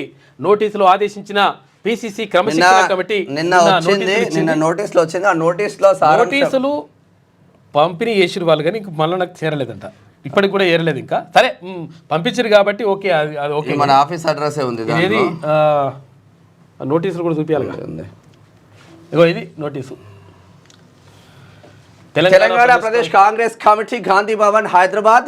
The Disciplinary Action Committee of TPCC has received many representations, complaints and memoranda from the party cadres as well as from the OBC Association for burning the caste census report which hurt the sentiments of BCs in Telangana state. You have also rushed to the press and used the filthy verbal language against the caste census, which is the brainchild of our beloved leader Shri Rahul Gandhiji అని చెప్పి చెప్తున్నారు. రాహుల్ గాంధీజీని ఏం తిట్టింది ఏం లేదు, రాహుల్ గాంధీ చెప్పినటువంటి మాట ప్రకారం ఉండాలని చెప్పేసి అన్నాడు. దానికి వ్యతిరేకంగా ఏదో రాసేసారు. అయితే మొత్తం మీద ఇక్కడ ఏంది, నీ మీద ఎందుకు డిసిప్లినరీ యాక్షన్ తీసుకోకూడదు అని చెప్పేసి అడుగుతూ, తర్వాత మీరు వల్గర్ లాంగ్వేజ్ యూజ్ చేస్తూ ఉన్నారు, మీ పైన ఎందుకు తీసుకోకూడదు, మీరు ఆ క్యాస్ట్ సెన్సెస్ పత్రాలను కాలబెట్టిన దానికి మీరు మీ షోకాజ్ నోటీస్ మీకు పంపించాం, 12వ తారీఖు లోపు మీరు వివరణ ఇవ్వండి అని చెప్పిండు. ఆ వివరణకు సంతృప్తి చెందితే ఓకే, వివరణకు సంతృప్తి చెందకపోతే ఆల్ ఇండియా కాంగ్రెస్ కమిటీ తరఫున మీ పైన చర్యలు తీసుకుంటామని దాంట్లో సారం. విషయం ఏంటంటే అసలు యాక్చువల్గా అంటే డిసిప్లినరీ యాక్షన్ మరి ఏందో కదా, యాక్చువల్గా ఇది అమలు చేయని వాళ్ళ పైన యాక్షన్ తీసుకోవాలి, కానీ ఇది ఇట్లా అమలు చేస్తే దీంట్లో తప్పులు ఉన్నాయి, దీన్ని సరిదిద్దండి అని చెప్తే ఇది యాక్షన్ ఏదో. మరి మల్లన్న చెప్పే ప్రతి మాట కాంగ్రెస్ పార్టీ వింటే కాంగ్రెస్ పార్టీకి భవిష్యత్తు ఉంటది. పబ్లిక్ మీరు గమనించిందో లేదో, టీఆర్ఎస్ హయాంలో కూడా 35 మంది ఎమ్మెల్యేలను మార్చుకోండి, వీళ్ళపైన అనేక అవినీతి ఆరోపణలు ఉన్నాయని చెప్పిండు. ఆ 35 మందిని మార్చుకోలేదు, ఇద్దరిని మారిస్తే ఇద్దరు టీఆర్ఎస్ గెలిచింది. ఇటు స్టేషన్ గన్పూర్ కావచ్చు, జనగామ కావచ్చు, రిమైనింగ్ అందరూ ఓడిపోయిన పరిస్థితులు. మరి ఎందుకు మీకు అర్థం కాకపోతే మీ కంట్లో మీరే వేలు పొడుచుకుంటా అంటే ఎవడేం చేయలేడు దానికి. ఇక ఊర్ల నుంచి టౌన్లకు రాష్ట్రంలో శరవేగంగా పట్టణీకరణ, గ్రామాల నుంచి సిటీలకు పెరుగుతున్న వలసలు, పల్లెల్లో 66 లక్షలు, పట్టణాల్లో 45 లక్షల కుటుంబాలు. రాష్ట్రంలో అర్బనైజేషన్ రేట్ 38%, ఇది జాతీయ సగటు కంటే 7%. ఇక మరి డిగ్రీ అయిపోయిన పిల్లగాళ్ళు, పీజీలు అయిపోయిన పిల్లగాళ్ళు ఇక ఊర్లో ఉంటే ఏదో ఒకటి కనీసం ర్యాపిడో బైక్ కొట్టైనా కూడా బతకొచ్చు వస్తున్నారు. అంటే రాష్ట్రంలోని జనం పట్టణాల బాట పడుతున్నారు, పల్లెలను వదిలి సిటీలకు వలస వస్తున్నారు. చదువులు, ఉద్యోగాలు, ఉపాధి కోసం టౌన్లకు చేరుకుంటున్నారు. గ్రామాల్లో వ్యవసాయం గిట్టుబాటు కాకపోవడం, ఆ పనులు చేసే టోళ్ళు తగ్గిపోవడం కూడా వలసలకు కారణమవుతున్నాయి. ఈ విషయాలన్నీ ఇటీవల ప్రభుత్వం విడుదల చేసిన కులగణన సర్వేలో వెల్లడయ్యాయి. ఈ సర్వే రిపోర్టు ప్రకారం గ్రామీణ ప్రాంతాల్లోని కుటుంబాల సంఖ్య 66 లక్షలు కాగా పట్టణాల్లోని కుటుంబాల సంఖ్య 45 లక్షలు. అంటే గ్రామీణ పట్టణ ప్రాంతాలకు మధ్య ఉన్న వ్యత్యాసం కేవలం 21 లక్షల కుటుంబాలే. అంటే రాష్ట్రంలో పట్టణీకరణ శరవేగంగా జరుగుతున్నదని అర్థమవుతుంది. అందుకు తగ్గట్టుగానే రాష్ట్రంలో అర్బనైజేషన్ రేటు తర్వాత జాతీయ సగటు కంటే ఎక్కువగా ఉందని చెప్పి చెప్తా ఉన్నారు. మొత్తం మీద జాతీయ సగటు కంటే ఎక్కువగా 7% ఉందంట. అయితే మొత్తం మీద ఇక్కడ పట్టణాలకు వెళ్ళే వారి సంఖ్య పెరుగుతూ ఉంది. కారణం ఏంటంటే ఉపాధి అవకాశాల కోసం 100% పట్టణాల పరిస్థితి ఏర్పడుతుంది. ఉద్యోగం చేసుకుందామని వస్తుంది. ఇక స్కూల్ వ్యాన్ కింద నలిగి చిన్నారి మృతి. స్కూల్ వ్యాన్ నుంచి దిగంగానే ఆ వ్యాన్ నుంచి అదే వ్యాన్ కింద నలిగి మృతి చెందింది హైదరాబాద్ పెద్దంబర్పేటలో గురువారం. ఈ పెద్దంబర్పేటలో జరిగిందని చెప్పిండ్రు కానీ ఈ ఏ స్కూలు ఏం కథ అని రాయాలి. ఈ శ్రీ చైతన్య స్కూల్ ఇది. శ్రీ చైతన్య కాబట్టి వాళ్ళ పేర్లు రాయరు. ఎందుకంటే యాడ్స్ వస్తాయి కాబట్టి ఒకటి రాయరు అన్నట్టు లెక్క. దొంగలు. 2027లో చంద్రయాన్ 4 వచ్చే 2 ఏళ్లలో భారత్ 3 ప్రతిష్టాత్మక మిషన్లను చేపడుతుందని కేంద్ర మంత్రి జితేంద్ర సింగ్ వెల్లడించారు. 2027లో చంద్రయాన్ 4 మిషన్ను ప్రారంభించనుందని గురువారం మీడియాకు ఆయన వెల్లడించారు. ఇక తొలి వన్డేలో 4 వికెట్లతో ఇండియా విక్టరీ. ఇంగ్లాండ్తో తొలి వన్డేలో ఇండియా సూపర్ విక్టరీ సాధించింది. చేజింగ్లో శుభ్మన్ గిల్ 87 పరుగులు చేసిళ్ళు. ముందుండి నడిపించడంతో 4 వికెట్ల తేడాతో గెలిచి 3 వన్డేల సిరీస్ను 1-0తో ఆధిక్యంలో దక్కించుకుంది. సంఖ్యలు వేసి పంపిన మౌనమేనా? ఇండియన్స్ తరలింపులో అమెరికా అమానవీయ చర్యపై విశ్వగురువు ఎందుకు మాట్లాడడం లేదు? ప్రతిపక్ష ఎంపీలు ఫైర్ అవుతున్నారు. పార్లమెంట్ ఎదుట చేతులకు బేడీలు వేసుకొని నిరసన చెప్పిండ్రు. ఇక ఆందోళనలో పాల్గొన్న ఖర్గే, రాహుల్ గాంధీ, తర్వాత అఖిలేష్ యాదవ్ ఎంపీలు. తెలంగాణ నుంచి పాల్గొన్న ఎంపీలు వంశీ, చామల, తర్వాత అనిల్, రఘురామిరెడ్డి వీళ్ళందరూ కూడా వీళ్ళు పాల్గొనొచ్చు అన్న. కాకపోతే ఏంటంటే ఒక దేశం పైన ఒక దేశంలో ఈ విషయంలో మాత్రం మీరు అక్రమంగా దేశంలోకి చొరబడి ఆ దేశంలో ఉంటున్న వాళ్ళను ఇండియాకి పంపిస్తే మా దేశ పౌరులను మీరు అవమానించాలని కాంగ్రెస్ వాళ్ళు ఈ ఇండియా నీ ఇంట్లోకే ఒక దొంగోడు వచ్చి అవినీతి పరుడు వచ్చి నీ ఇంట్లోనే తిష్ట వేసి కూర్చుంటే ఎంపీ చామల కిరణ్ కుమార్ రెడ్డి కావచ్చు, ఎంపీ వంశీ కావచ్చు, అనిల్ కావచ్చు, రఘురామ్ రెడ్డి కావచ్చు, మీరు సైలెంట్ గానే ఉంటారా? కాదు, అక్రమంగా వచ్చిన వాళ్ళని పంపిస్తారు 100%. కొంచెం చిన్న ఎగ్జాంపుల్ చూడరు. ఇక్కడ ఏమవుతుందో ఇక చూడండి ఒకసారి. ఏమవుతుందో చూడండి. ప్రాణాలకు తెగించి ప్రయాణం, అమెరికాలో ప్రవేశించిన తీరును గుర్తు చేసుకున్న ఇండియన్లు. చూసినరా ఇక్కడ ఏం జరిగిందో? బతికి బయటపడతామనుకోలేదు, దారి వెంట డెడ్ బాడీలు అంటే శవాలు ఉన్నాయంట, తిండి లేక అవస్థలు, కండ్ల ముందే సముద్రంలో గల్లంతులు, తర్వాత మెక్సికో బార్డర్ గుండా అమెరికాలో అడుగులు పెట్టినట్టు. ఎందుకు పోవాలి? ఏమైందంటే అసలు యాక్చువల్గా వీళ్ళు ఇప్పుడు ఉంటారుగా, వీళ్ళు ఏమంటారు వాళ్ళని, ఏజెంట్లు. ఈ ఏజెంట్లు 40-50 లక్షల రూపాయలు తీసుకొని వాళ్ళని అక్రమంగా అక్కడికి పంపించేటువంటి ప్రయత్నం చేసిండ్రంట. అట్లా అక్రమంగా పంపిస్తే ఏమవుతుంది? ఆడ ఉండడానికి వీలుండదు, తర్వాత అక్కడ పని చేసుకోవడానికి వీలుండదు, తర్వాత వీళ్ళని దొంగలు చూసినట్టుగా చూస్తారు. ఇవన్నీ కూడా జరుగుతాయి. ఎక్కడికైనా కానీ అక్రమంగా వెళితే దానికి నష్టమే జరుగుతుంది. కాబట్టి నేను సక్రమంగా వెళ్ళినటువంటి ఇక్కడ నుంచి వెళ్ళిన వాళ్ళు ఎవరైతే అమెరికాకి వెళ్ళినరో వాళ్ళకేం ప్రాబ్లం లేదు, ప్రాబ్లం ఉండకూడదు కూడా. ఎందుకనంటే ఇక్కడ నుంచి సక్రమంగా వీసాలు, తర్వాత అన్ని పాస్పోర్ట్లు అన్ని బరాబర్ ఉండి ఇక్కడ నుంచి ఇండియా నుంచి అమెరికాకి వెళ్ళిన వాళ్ళకి ఎటువంటి ప్రాబ్లం లేదు. కాకపోతుందంటే అక్రమంగా వెళ్ళిన అందులో మన రాష్ట్రం నుంచి వెళ్ళిన వాళ్ళు ఎవరు లేరు. ఇప్పుడు నేను వచ్చిన దాంట్లో ఎవరు కూడా లేరు. అయితే విషయం ఏంటంటే ఈ దొంగ మార్గాల ద్వారా వెళ్ళడం ద్వారా ఏమవుతుందంటే ఆ దేశ భద్రతకు ముప్పు వాటిల్లుతుంది. కాబట్టి భారతదేశంలో కూడా ఇటువంటి అక్రమ వలసలు, అక్రమ చొరబాట్లు అనేటువంటివి జరుగుతూ ఉన్నాయి. దీన్ని అరికట్టాల్సినటువంటి బాధ్యత ప్రతిపక్షాలైనటువంటి మీ పైన కూడా ఉన్నది. అంటే మీరు కూడా మాట్లాడాలి దానిపైన. ఇక అప్పుడు ఎందుకు తర్వాత మాట్లాడతారు? అధికార పక్షమైనటువంటి ఎన్డీఏ ప్రభుత్వం పైన కూడా ఉన్నది. విషయం ఏంటంటే ఈ అక్రమ వలసదారులను ఎట్టి పరిస్థితుల్లో ఉపేక్షించొద్దు. ఇప్పుడు అక్కడ బంగ్లాదేశ్ నుంచి, పాకిస్తాన్ నుంచి, ఆఫ్ఘనిస్తాన్ నుంచి, వివిధ దేశాల నుంచి ఇక్కడికి వచ్చేసి వాడు బాంబులు పెట్టుడు, తర్వాత రకరకాల అసాంఘిక కార్యక్రమాలకు పాల్పడతా ఉంటే వాళ్ళని మనం ఉపేక్షిస్తే లేకపోతే వాళ్ళకి సపోర్ట్గా మాట్లాడితే అది మంచి అనుకోవడం మాత్రం కరెక్ట్ కాదు. దేశ భద్రతకు సంబంధించి ఇది ఎట్లున్నదంటే అక్రమంగా అమెరికా నుంచి భారతదేశానికి పంపించిన వాళ్ళ తరపున కాంగ్రెస్ వాళ్ళు కొట్లాడతారు. ఒకవేళ భారతదేశంలో పాకిస్తానోడో, బంగ్లాదేశోడో, ఆఫ్ఘనిస్తానో ఉండి వాళ్ళను వాళ్ళ దేశానికి పంపిద్దామని ఇక్కడ ఎన్డీఏ ప్రభుత్వం ఒకవేళ నిర్ణయించుకుంటే వాళ్ళ తరపున కూడా వీళ్ళు అక్రమంగా అట్లనే ఉన్నది వ్యవస్థ. మంచి చేయండి, చెడుకు చెడు మాట్లాడండి. ఏంది ఇది? ఏం వార్త? సింగరేణి డిపెండెంట్ ఉద్యోగాలకు లైన్ క్లియర్. వారసత్వ ఉద్యోగాల ఏజ్ లిమిట్ను పెంచుతూ సర్క్యులర్ జారీ. 40 ఏళ్ల లోపు ఉన్న కార్మికుల వారసులకు దక్కనున్న ఉద్యోగాలు. సింగరేణి పరిధిలో 500 మందికి పైగా ప్రయోజనం. చాలా రోజుల నుంచి కొట్లాడుతుంది. యూజీసీ గైడ్ లైన్స్తో వర్సిటీలకు ముప్పు. కేంద్రం తీరుతో అవి స్వయం ప్రతిపత్తి కోల్పోతాయి. వీసీల నియామకాన్ని గవర్నర్లకు అప్పగించడం ఏంటి? విద్యా కమిషన్ సదస్సులో వక్తల ఆందోళన. ఇక యూజీసీ తన పరిధి దాటుతున్నది అని చెప్పేసి జస్టిస్ సుదర్శన్ రెడ్డి అంటా ఉన్నారు. ఇక వర్సిటీలపై యూజీసీ జోక్యం తగ్గాలి అని చెప్పేసి ప్రొఫెసర్ హారగోపాల్ అంటున్నాడు. ఇక యూజీసీ ద్వారా వర్సిటీలపై కేంద్రం దాడి అని చెప్పేసి ఆకునూరు మురళి అంటున్నారు. ఇక మన ఉస్మానియా యూనివర్సిటీ కావచ్చు, కాకతీయ యూనివర్సిటీ కావచ్చు, మహాత్మా గాంధీ కావచ్చు, ఇక మన యూనివర్సిటీల పైన ఢిల్లీ నుంచి రిమోట్ నొక్కుతారు. రాష్ట్ర యూనివర్సిటీల కేంద్రం పెత్తనం వద్దు అని చెప్పి ఎవరు ఉండాలో ఎవరు ఉండకూడదో ఢిల్లీ నుంచి రిమోట్ నొక్కితే ఇక్కడ మనం తిరగాలి గిరగిర. యూజీసీ గైడ్ లైన్స్ ఫెడరల్ స్ఫూర్తిని దెబ్బతీసేలా ఉన్నాయని పలువురు విద్యావేత్తలు అభిప్రాయపడ్డారు. ఈ మార్గదర్శకాలు యూనివర్సిటీల స్వయం ప్రతిపత్తిని, రాష్ట్రాల హక్కులను హరించేలా ఉన్నాయని అన్నారు. వీటిని వెంటనే వెనక్కి తీసుకోవాలని డిమాండ్ చేశారు. గురువారం హైదరాబాద్లోని ఎస్ఈఆర్టీ భవనంలో యూజీసీ నిబంధనలు, స్టేట్ వర్సిటీల్లో జోక్యం అనే అంశంపై తెలంగాణ విద్యా కమిషన్ సదస్సు నిర్వహించింది. ఇక కమిషన్ చైర్మన్ ఆకునూరు మురళి అధ్యక్షతన జరిగిన ఈ సదస్సులో సుప్రీంకోర్టు మాజీ న్యాయమూర్తి జస్టిస్ సుదర్శన్ రెడ్డి మాట్లాడుతూ యూజీసీ అధికారాలు పరిధిని దాటి సిఫార్సులు చేస్తున్నాయని చెప్పేసి ఆయన అన్నారు.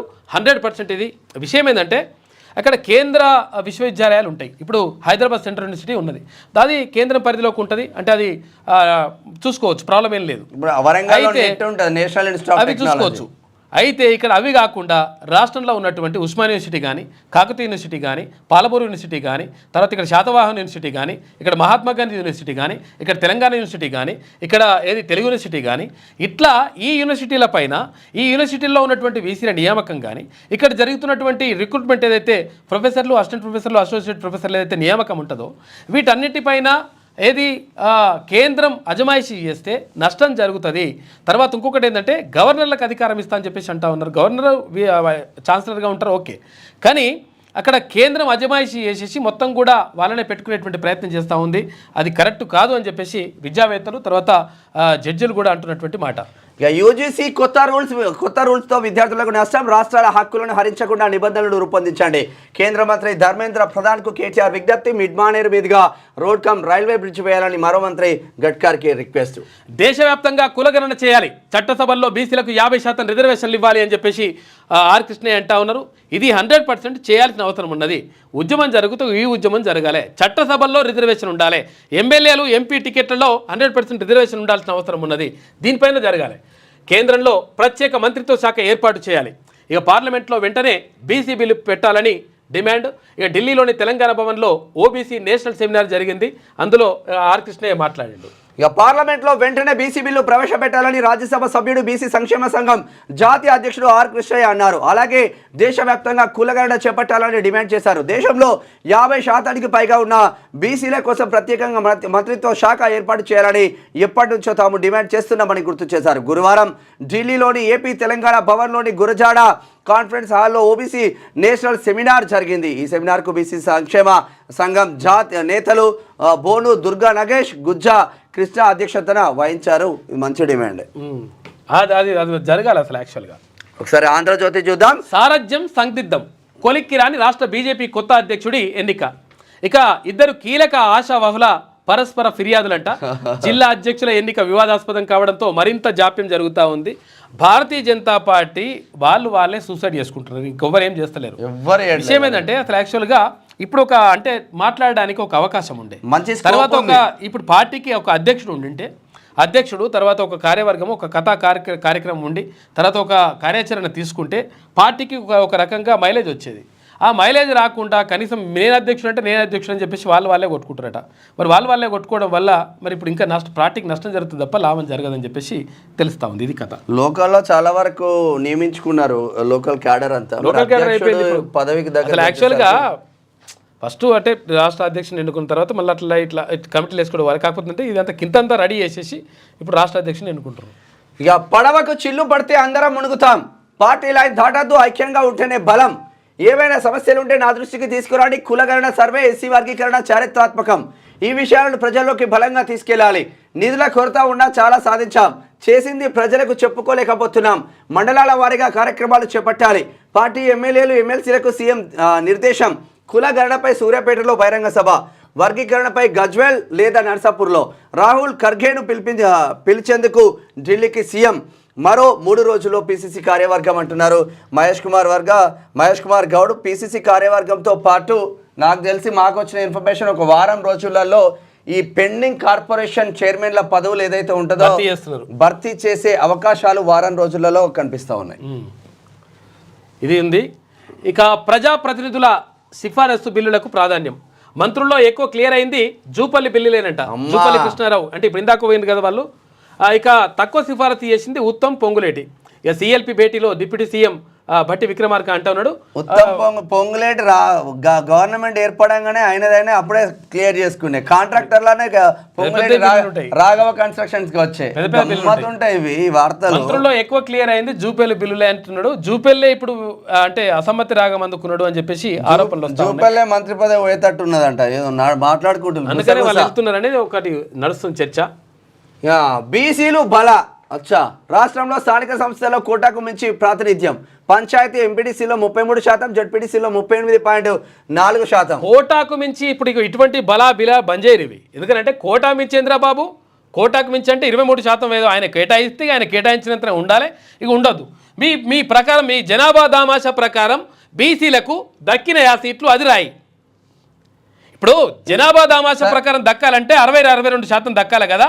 మరి 62% దక్కాల్సింది 38% ఎట్లా దక్కినాయి అని చెప్పేసి అట్లా రాయాలి. కానీ బీసీలు బల అంటే మీరు మంచిగా ఉండరు, ఎగురిరి దుంకుర్రిగా గంతులు ఎగిరి ఇగో ఇటువంటి లెక్కలు. రాధాకృష్ణ గారు వెల్మొల్ల జనాభా ఎంత ఎమ్మెల్యే లైన్లు ఎంతమంది ఏంటంటే ఇప్పుడు అసలు యాక్చువల్ తప్పుదో పట్టించే ప్రయత్నం కాకపోతే ఏంది ఇప్పుడు రాష్ట్రంలో స్థానిక సంస్థలకు కోటాకు మించి ప్రాతినిధ్యం అంట. కోటా అంటే నువ్వు గీత గీసిన కాదు, మరి నీ కోటా ఎంత? ఇప్పుడు మీ సామాజిక వర్గం కమ్మ కోట ఎంత, వెలమ కోట ఎంత? మరి ఇప్పుడు ఈ సామాజిక వర్గాలకు సంబంధించినటువంటి కోటాలు ఉండే ఆ లెక్కలు. ఆ కోటాలు ఎందుకో రాయలేకపోతే కోట నువ్వు ఎంతున్నావో అంత మరి మేమెంతో మాకంత అనేటువంటి నినాదం ఉన్నది కదా.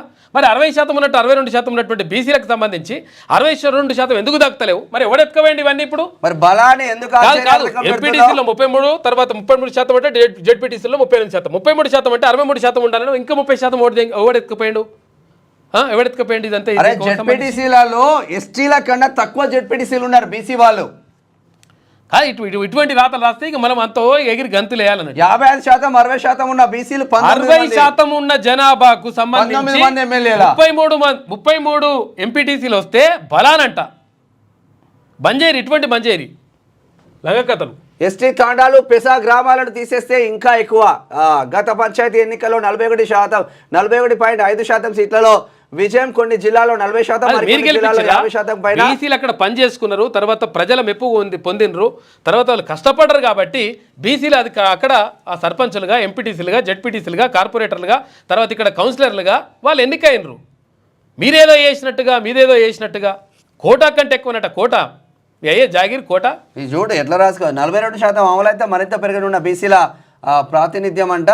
తర్వాత నామినేటెడ్ పదవుల్లో బీసీలకు నామినేటెడ్ పదవుల్లో బీసీలకు 34%. ఏపీ నిర్ణయం తీసుకున్నదండి. ఏపీ ఏమైనా నిర్ణయం తీసుకోరి ఇవన్నీ చూడు ఎట్లా రాసిన చూడుకో. పెద్దపల్లి జిల్లాలో 243 గ్రామ పంచాయతీలు ఉన్నాయి. రిజర్వేషన్ ప్రకారం బీసీలకు 70 సీట్లు కేటాయించారు. జనరల్ స్థానాల్లో మరో 74 మంది బీసీలు అభ్యర్థులు గెలుపొందారు. దాంతో అక్కడ బీసీ సర్పంచుల సంఖ్య 144. అంటే గ్రామ పంచాయతీల్లో బీసీ ప్రజాప్రతినిధులు 54.75%. ఇదే జిల్లాలో ఎంపీటీసీ స్థానాలు 138 ఉండగా వాటిలో ఇవి చూసినావా అంటే ఎక్కువ గెలిచిండ్రు. సరే, పెద్దపల్లి జనాభా కంటే ఎక్కువ గెలిచినా చెప్పరాదు అన్న. పెద్దపల్లి జిల్లాలో జనరల్ స్థానాలలో అక్కడ ఉన్న ప్రాతినిధ్యం ప్రకారం బీసీలు కొంచెం చురుకుగా పాల్గొన్నారు, గెలిచిండ్రు. మరి తక్కువగా ఉన్న నల్గొండ ఎటు పోయింది? కాదు, ఇప్పుడు విషయం ఏంటంటే అట్లా కాదు నేను అనేది. ఇప్పుడు వాళ్ళ ఇప్పుడు అక్కడైతే కంప్లీట్ రాంగ్ అన్న, కంప్లీట్ రాంగ్. చదవడం కూడా వేస్ట్ అనిపిస్తుంది. ఇక 10,000 కోట్ల ఏజెంట్ల పాలు ఏమని రాయాలాడ నువ్వు? బీసీలు 62% ఉన్నారు, 62% ఉన్న బీసీలకు 33% ఎట్లా వస్తుంది? ఇంకా నష్టపోయిన 29% అని రాయాలి. వార్త రాయి, రేపు రాయి. ఎవరు రాసిరు? కమ్మగా రాస్తే అట్లా ఉండదు లెక్క. రూపాయలు 10,000 కోట్ల ఏజెంట్ల పాలు. అడ్డదారులు అమెరికాకు 18,000 మంది, ఒక్కొక్కరి నుంచి సగటున 50 లక్షల వరకు వసూలు చేసిన ఏజెంట్లు. ఐరోపా మీదుగా మెక్సికోకు అడవుల్లో రోజుల తరబడి నడక, దారిలో శవాలు, అస్థిపంజరాలు. విమానం ఎక్కించి కాళ్ళు చేతులకు సంఖ్యలేశారు. దిగే వరకు తెలియదు భారత్కు వచ్చామని. తిరిగి వచ్చిన భారతీయుల కన్నీటి గాథలు. మరి పోవుడే రాంగ్ కదా? కాదు, పోవుడు రాంగు. వీళ్ళు అక్రమంగా వెళ్ళిండ్రు, అక్రమంగా వెళ్తే ఇక్కడ తీసుకొచ్చేసి ఏర్పాటు చేయాలి, చేసి ఇట్లా అడవులలో సముద్ర మార్గం అమెరికాకు వేరే దేశానికి అక్రమంగా పోయిన వాళ్ళకు కాంగ్రెస్ పార్టీ మద్దతు. ఇటువంటి మద్దతులు ఇస్తే ఏడిపోతాం మనం? లెక్క ఏడు దాకా వస్తుంది లెక్క. మద్దతు ఏందప్పో కాదు, ఇది ఎట్లయితే లెక్క. అక్రమ వలసదారుల తరలింపు కొత్తదేమీ కాదు. గత 16 ఏళ్లలో 15,756 మందిని పంపారని చెప్పేసి జయశంకర్ అంటున్నాడు. మోదీ ట్రంప్ మిత్రులే కదా, మన వాళ్లకు సంఖ్యలు ఎలా అని చెప్పేసి ప్రియాంక గాంధీ అంటున్నాడు. ఇక వలసదారుల భద్రతకు కొత్త చట్టం పరిశీలిస్తున్న కేంద్ర ప్రభుత్వం అని చెప్పేసి అంటున్నారు. తప్పు చేస్తే ఎవరికైనా పడాల్సిందే అబ్బా, ఎవడైనా మంచిదే. తీన్మార్ మల్లాడకు షోకాజ్ నోటీస్. బీసీ కులగణన నివేదికపై వ్యాఖ్యల మీద 12లోగా వివరణ ఇవ్వాలి అంటున్నారు కాంగ్రెస్ క్రమశిక్షణ కమిటీ. బీసీ కులగణన నివేదికపై వివాదాస్పద వ్యాఖ్యలు చేసిన కాంగ్రెస్ ఎమ్మెల్సీ సిహెచ్ నవీన్ తీన్మార్ మల్లన్నకు టీపీసీసీ క్రమశిక్షణ కమిటీ షోకాజ్ నోటీసులు జారీ చేసింది. కులగణన పూర్తి చేసి చరిత్ర సృష్టించిన తొలి రాష్ట్రంగా తెలంగాణ గుర్తింపు పొందిన సమయంలో పార్టీ నిబంధనలు ఉల్లంఘించి విమర్శలు చేయడాన్ని టీపీసీసీ తీవ్రంగా పరిగణించిందట. ఏం ఉల్లంఘనలు చేసిండ్రు? ఇక రాహుల్ గాంధీ ఆదేశాలు, పార్టీ అధినాయకత్వం నిర్ణయానికి వ్యతిరేకంగా పరుష పదజాలంతో చేసిన వ్యాఖ్యలపై ఈ నెల 12లోగా వివరణ ఇవ్వాలని చెప్పేసి తీన్మార్ మల్లన్నను అడిగిందట. విషయం ఏంటంటే ఇప్పుడు రాహుల్ గాంధీ ఏమన్నాడు? ఆయన్నే చెప్తున్నాడు, అరే మేమెంతో మాకంత అనేటువంటి నినాదం నడుస్తూ ఉంది, కాబట్టి వాళ్ళకు 100% దక్కాలి, మేము 50% ఉన్నటువంటి ఏదైతే 50% 50% స్లాబ్ ఏదైతే ఉందో అది కూడా ఎత్తేస్తాము. ఎందుకంటే తమిళనాడు రాష్ట్రంలో 69% రిజర్వేషన్లు వర్తిస్తూ ఉన్నాయి, అమలు అవుతా ఉన్నాయి.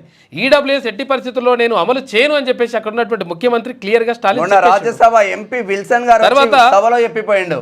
అక్కడ ఏది ఎమ్మెల్యేలు కానీ ఎంపీలు కానీ తర్వాత అక్కడ మంత్రులు కానీ 80% మంది బీసీలే ఉన్నారు.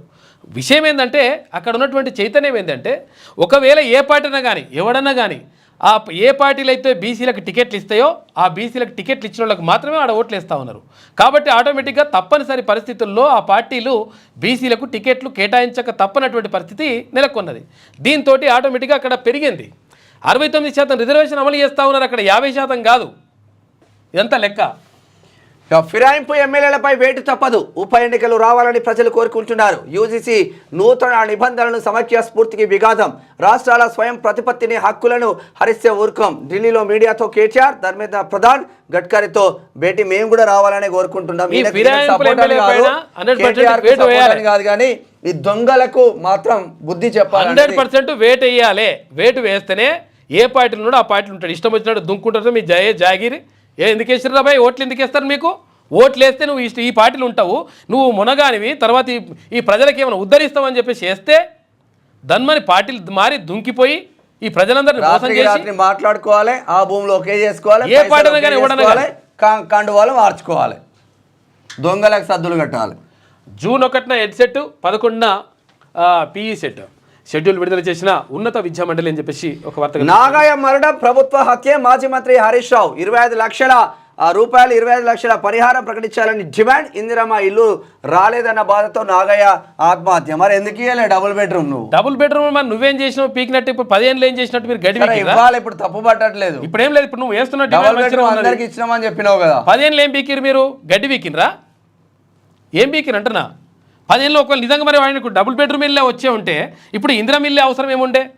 ఆడికి పోయి మళ్ళీ అంగలార్సుడు మళ్ళీ ప్రేమ. ఇది ఆంధ్రజ్యోతిలో ఉన్న వార్తా కథనాలు అయితే ఒకసారి శరార్థి తెలంగాణ చూద్దాం. విజయ్ తో తమన్నా బ్రేకప్ అంట క్వశ్చన్ మార్క్. 2 ఏళ్ల ప్రేమాయానికి బాయ్ బాయ్.